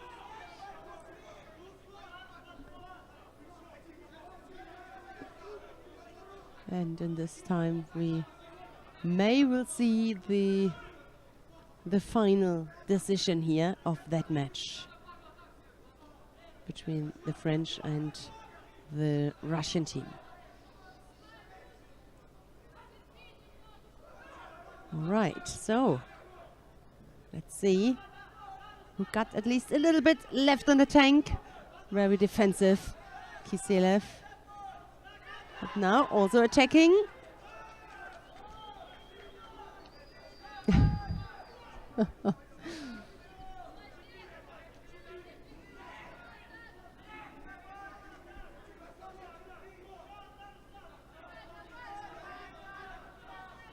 All right. So our fighter is coming back. We continue, and I will inform you. We continue with mat number 2. What a drama. Let's have a look on mat number 2, please.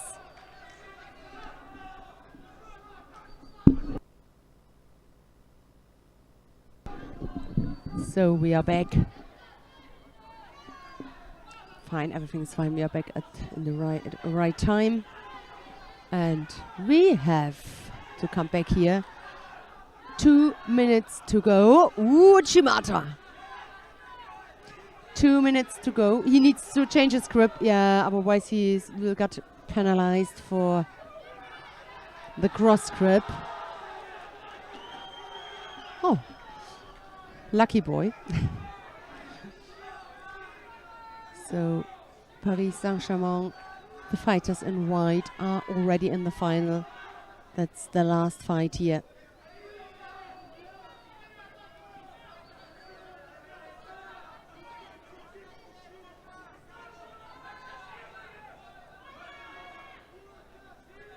And although on the other mat, it's still not clear who's going into the final. We started with the semi-final, so let's finish that off in the right way. And also that last fight belongs to the match.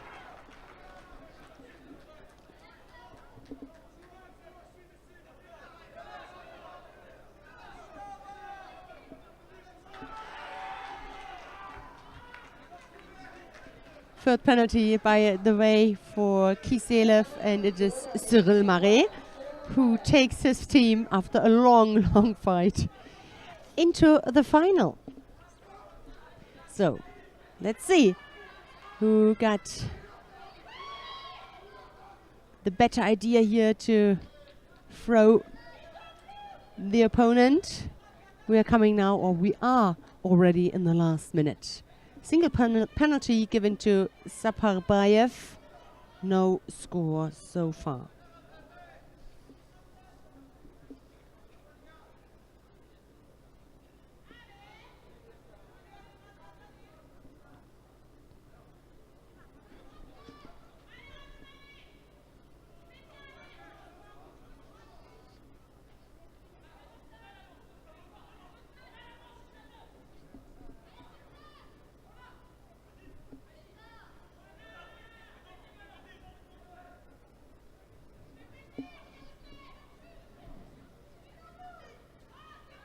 Outside attack.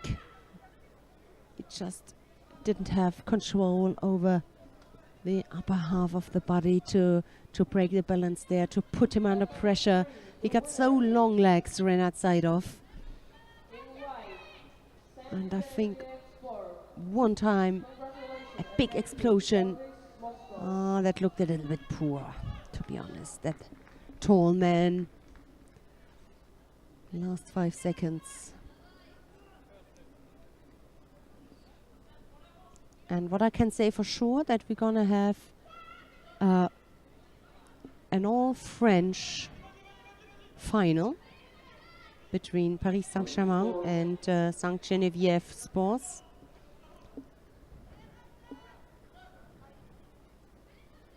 This morning, for me, a little bit unexpected when I saw the strong Russian teams, 4 they had. Okay. 4 of them are all fighting then for the bronze medal. Ahmad and Sparta, they first have to work things out, and if Ahmad wins, then Ahmad against Moscow. But okay, we are not that far. They took it back, and golden score continues.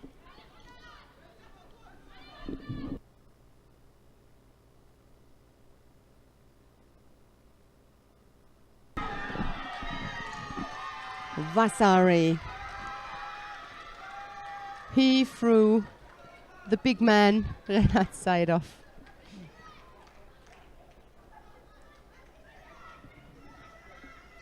Strong and powerful, and absolutely close to him. Backward. This Kochi Makikomi. Okay, they're still checking it. They didn't give it. They took it back.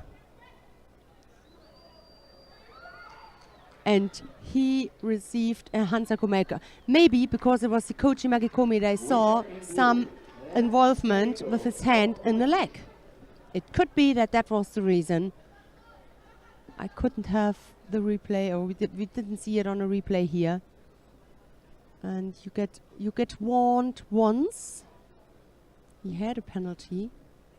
This could be the only reason. In the end, it is 3-2. Paris Saint-Germain.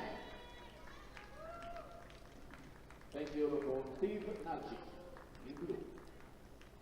3-2, as it was between St. Genevieve Sports and Sorbis Moscow. Oh, there we're gonna have to yeah, you see with his left arm, absolutely clearly, perfect, Carlos. You see that with his left arm he blocked, and also this is the no. Okay, I finished my explanation. So when he was going for the Kochi Makikomi, he used his left arm and blocked the leg, and this is also forbidden. Prosíme všechny, aby nosili roušky po celou dobu soutěže. All right. Finálový blok začne ve 4 hodiny. So that was the thing. He got penalized for a second time. That is Hanzo Kumake. To grab, to block, these things are all not allowed if it is underneath the belt. All right. We have 2 matches to come again on the 2 mats. We stay here. That's a good choice. And these are the 2 rapid charge contests, and the winner from both matches can fight for a bronze medal. So, whom we have? Here we're gonna have the sports club Ahmad Grozny in white, and the Russians are up against the judo club Spartakivets Kiev, the Ukrainian team, in blue.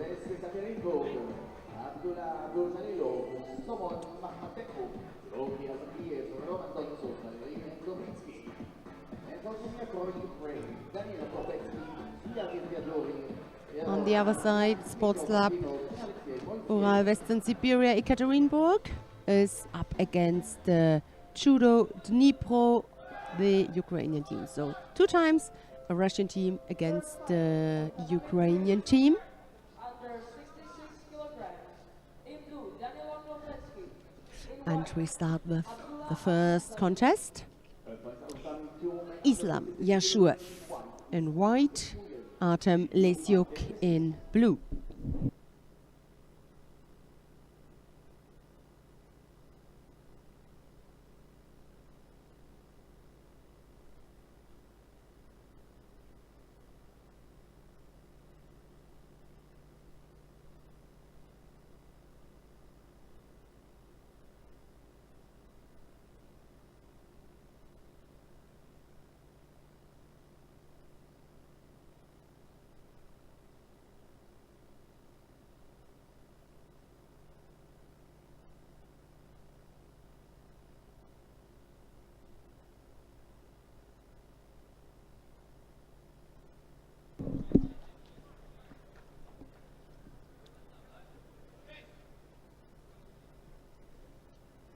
So penalty against Artem Lesyuk.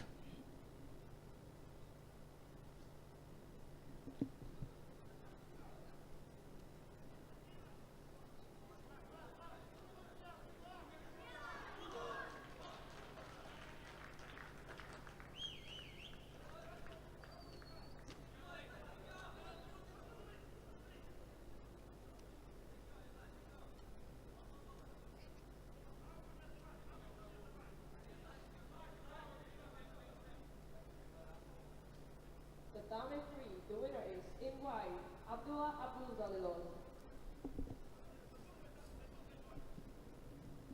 Next contest, under 73 kilograms. In blue, Sviadis Sviadawari. In white, Solon Magmopetov.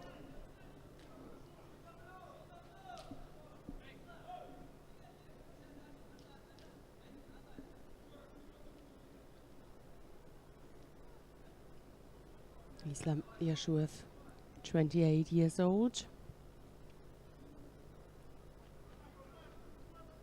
Already some Grand Slam and Grand Prix medals.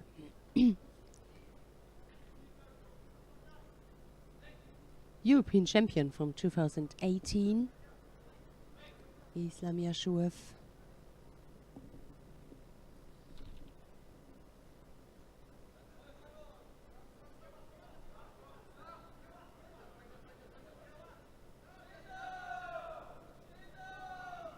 And for sure in the past fighting for the Edelweiss, Club Edelweiss.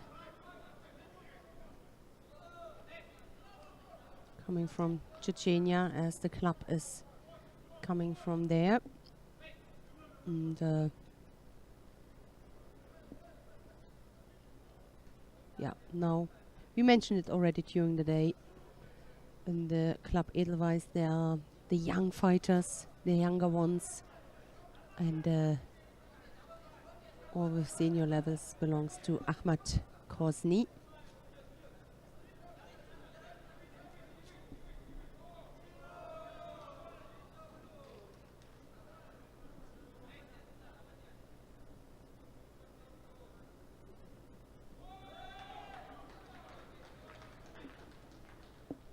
The WQ winner in white. So the first point goes to him, Islam Yashuev. So they take the lead. And we follow it up with the under 70 kilo category. It is Lechi Ediev. He's up against Artem Khomula.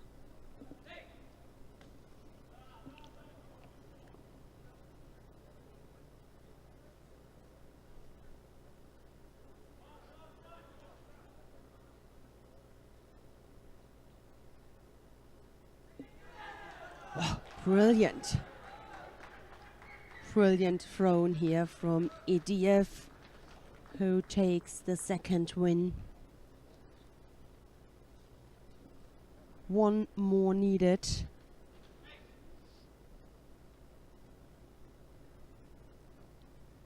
For the Russians. Second point to Judo Sport Club Ahmad Kozny. Oh, brilliant. Absolutely left side. Lower the collar. Very upright. So quick.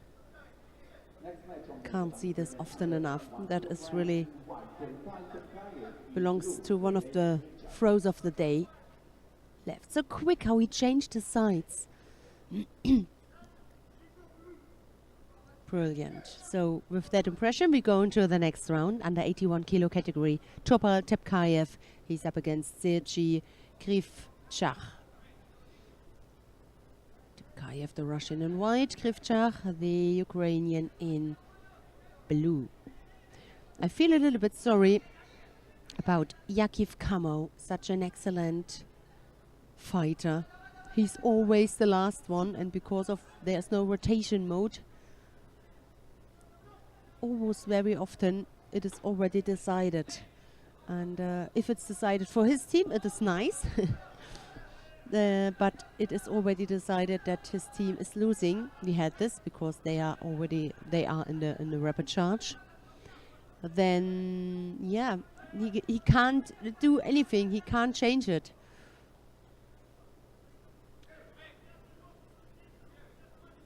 So there are really three possibilities. Either it's up to you in the last fight, as we have seen it with Cyril Marais and Kiselev, the Russian. Then it's all in your hands. Or the best case, your team already achieved it and you are in the next round. We had this also with the Ukraine. Or, and that's the most disappointed, most disappointing thing, that yeah, you already lost, your team already lost, and you can't do, even if you win. And he won the fights I have seen from Kamo. He won every fight so clear. that this is, don't know if it's frustrating, but yeah, not the most positive feeling you got. Okay, we got a little medical assistance here and or treatment. And it looks like that he is back in a few seconds.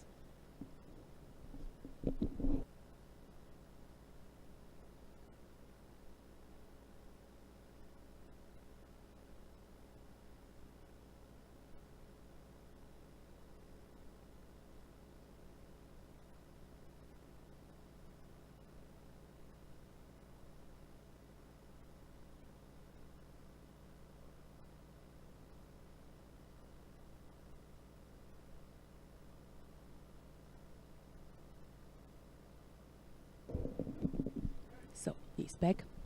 Krivchak. Fight continues. 250. No score, no penalties.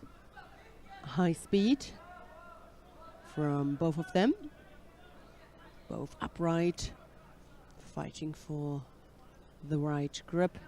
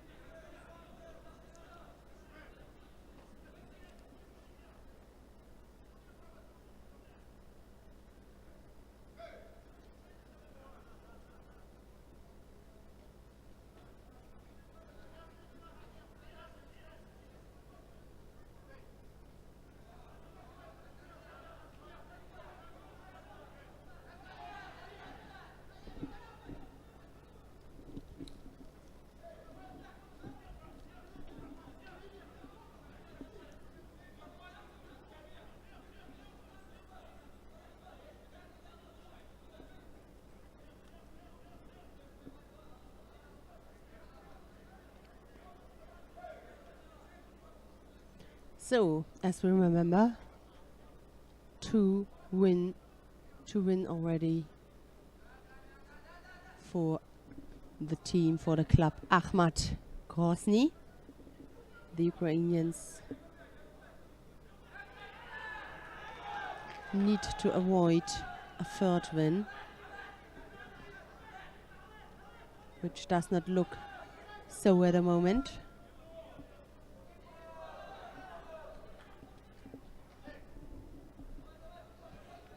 The Vasar elite here, he took control above the situation and threw Krivchak.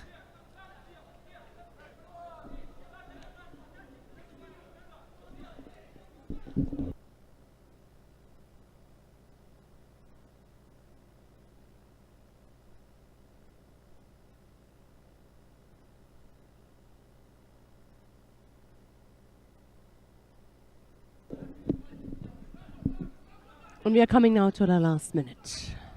Left low side. He trails, so he needs to take the risk. Otherwise, it's already decided now here.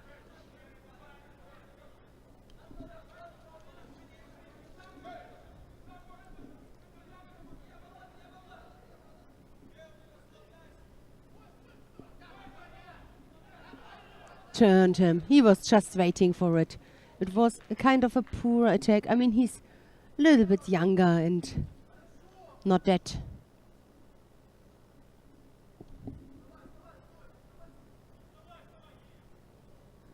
experienced. So it is the third and determining point here for Akhmat Grozny.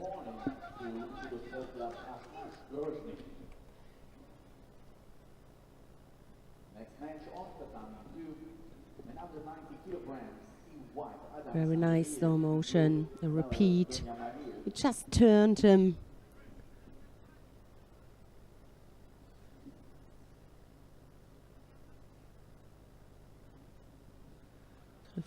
Sergei, 24 years.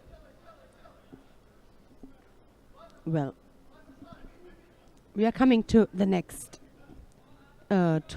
contest. Two are left in the under 90 kilo category. Adam Zangariev, he's up against Saur Dunyamaliev, original from Azerbaijan.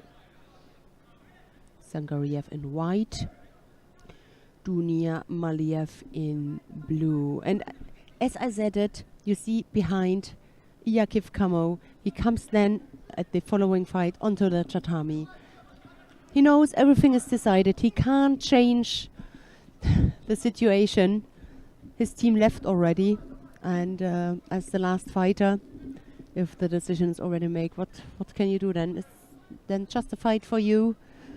But yeah, it won't change the result on the scoreboard.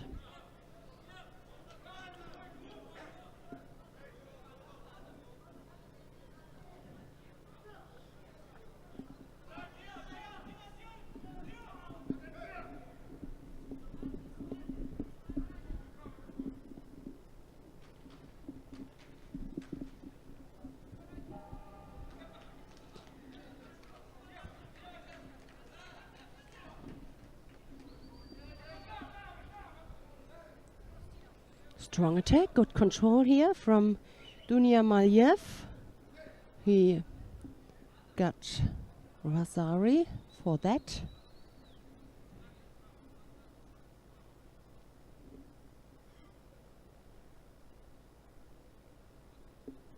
Tatami 3, the winner is in white, Georgi Elbakir. Next contest under 90 kilograms. So, and also on mat number 3 it's decided, although they are still fighting here. Also in the under 90 kilo category now that Ural Western Siberia Ekaterinburg is the winner of this rapid charge contest. So the two Russian will fight, two Russian teams will fight for bronze. No chances here for the two Ukrainian teams, Spartakivets and Judo Dnipro, to end up with a medal.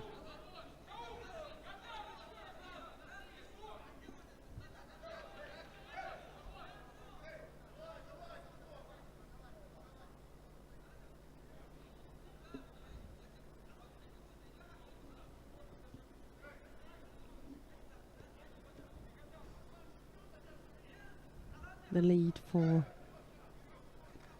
Dumia Maliev, but also two penalties. And we got still plenty of time, a minute 50.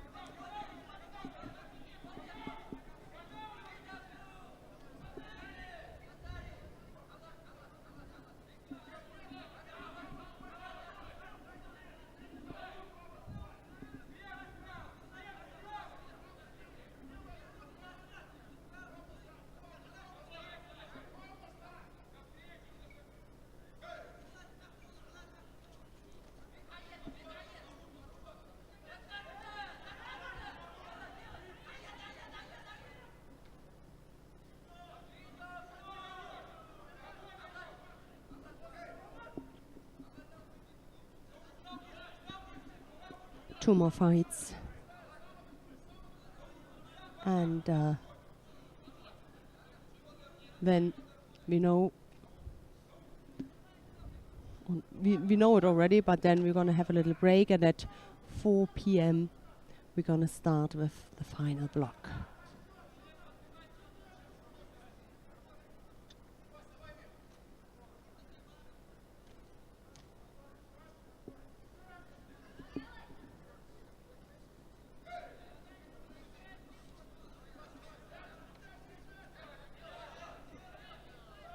Try to lift him up. Second Vasari. It was close, but also my opinion, he landed exactly on his left side. The arm was close to the body. May they check it again. But yeah.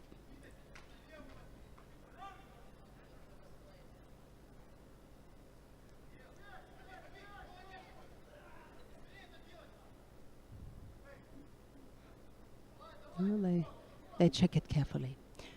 Yeah, they did. They checked it carefully, and it is Dunya Maliev who takes the point for the Ukrainian team, the first point. And we are coming now to the last contest in this rapid charge match. And I said earlier on that I spoke with a referee that the concentration level must be really high, because they do not only referee one contest, but they also do not referee all of the 5. As you just can see, they change in between. But at least the concentration must be high all the time, and it is. Okay, they check out one thing before we come to the last contest.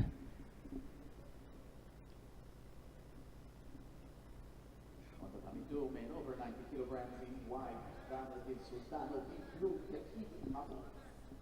All right, we're gonna have Ikvan Edil Sultanov in white, and that you just could not see. His opponent was running onto the mat. He doesn't want to waste any time. Yakiv Kamo. Huh? He just needed to go back. Some problems, some technical things, and then we are underway with that last contest.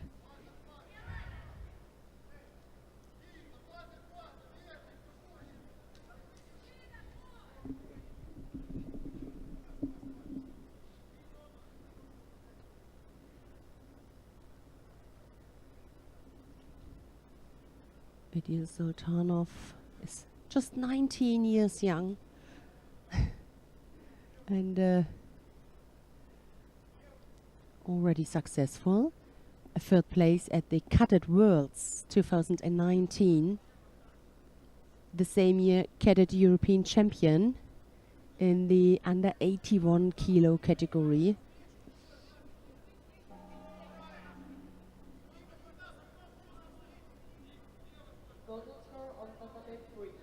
So that's an interesting thing. They the club normally, Ahmad Rosny normally got some heavyweights. Don't know why they didn't put a heavyweight here into that lineup. They have Tamerlan Bashayev and Adlan Eskirkanov. No, they decided to put an under 81 today. He is under 90, and they can put him one higher. They are still looking for the scoreboard. You can see the scoreboard is black, just the EGU logo on it. I think that's the reason why it still takes some time. And now it looks good. Scoreboard works.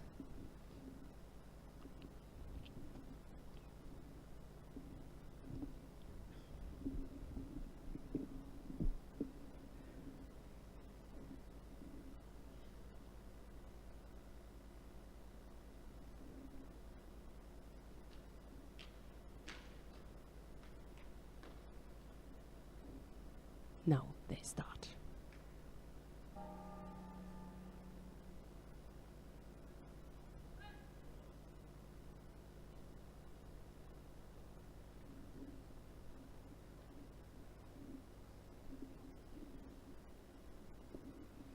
All right.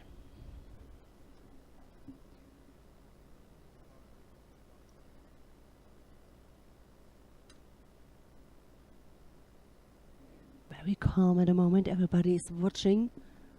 And on mat number 3, they are waiting for the next, for the last one, Indovitsky He's coming onto the mat. Penalty for the Russian. So I think if we are once close to Camo, it is absolutely dangerous. The only tactic can be to keep him away, but how can you do that when you when you make judo? You need to get close to your opponent. It was really smooth. Jakub Camo took the lead here with this sumigaeshi. Rolled him.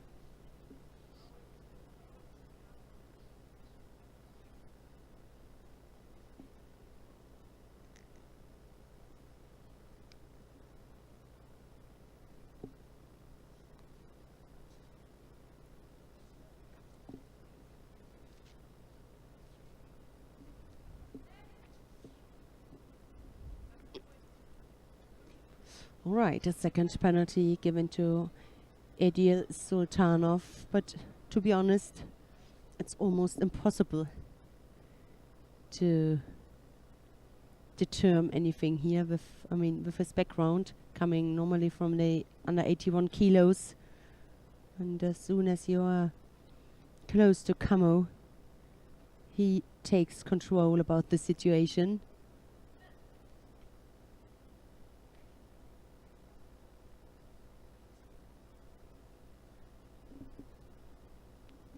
Normally I would say if there is such a big difference, weight difference, it is dangerous for such a light person to fight there. But against Jakub Camo, he got such a brilliant feeling about situation and makes really clear and technical clear attacks that you are not in danger. So in this way it was not spectacular. It was a win by 3 Judo. In the end it is 3-2 to Ahmad Grozny. Winner of the men repechage. Meanwhile, Judo Sport Club Ahmad Grozny with 3 points. Thank you to the club here with 2 points. All right, so then we go straight down to mat number 3. Watch the last contest between Endovitsky and Moiseev. It is already 4-0 for the Russian team. The last fight here, plus 90 kilos.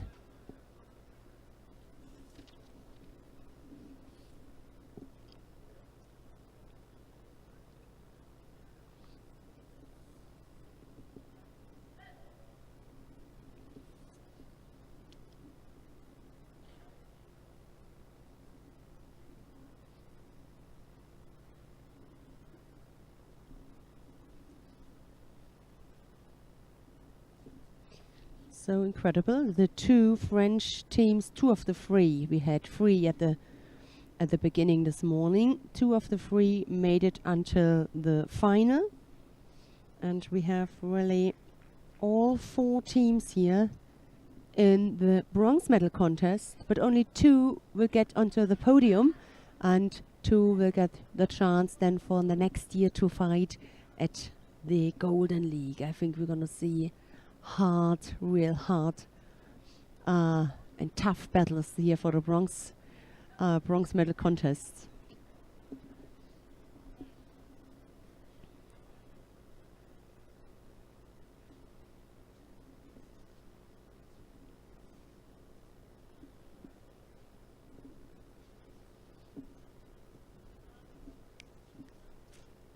Outside attack.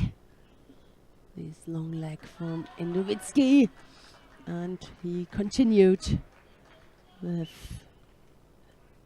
a very beautiful attack here, throwing Moiseev for Vasari.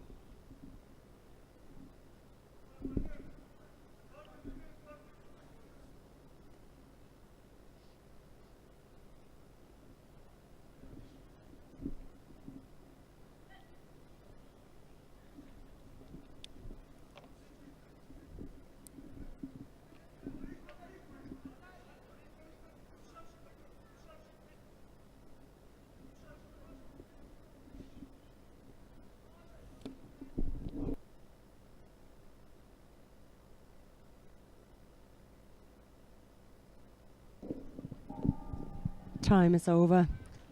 And also this 5th point goes to the Russian club.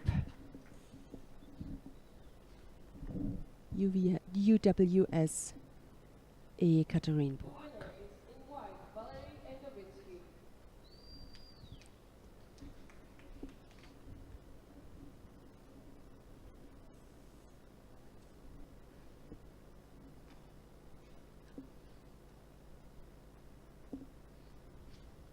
So, the result here, and then we're gonna have a little break. The two finalists are Paris Saint-Germain, Judo and St. Genevieve Sports, and the two bronze medal contests will be between Ahmad Grozny and Sorbis Moscow, and UWS Ekaterinburg and Lokomotiv Nalchik. We're gonna have a quick break now until 4 a.m.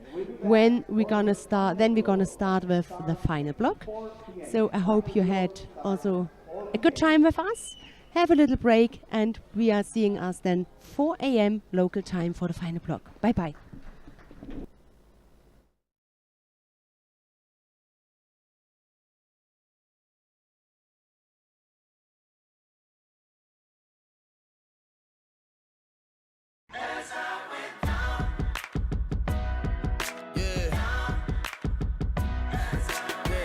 At the river, where the water's red, they gave us different names to justify the ownership. Rules are still the same, chances we don't get, but still we showing love to everyone that shows respect. At the river is where they used to trade our ancestors. How can we not relate? The story goes so deep, not looking for revenge, looking for solutions in the day that we'll smile again.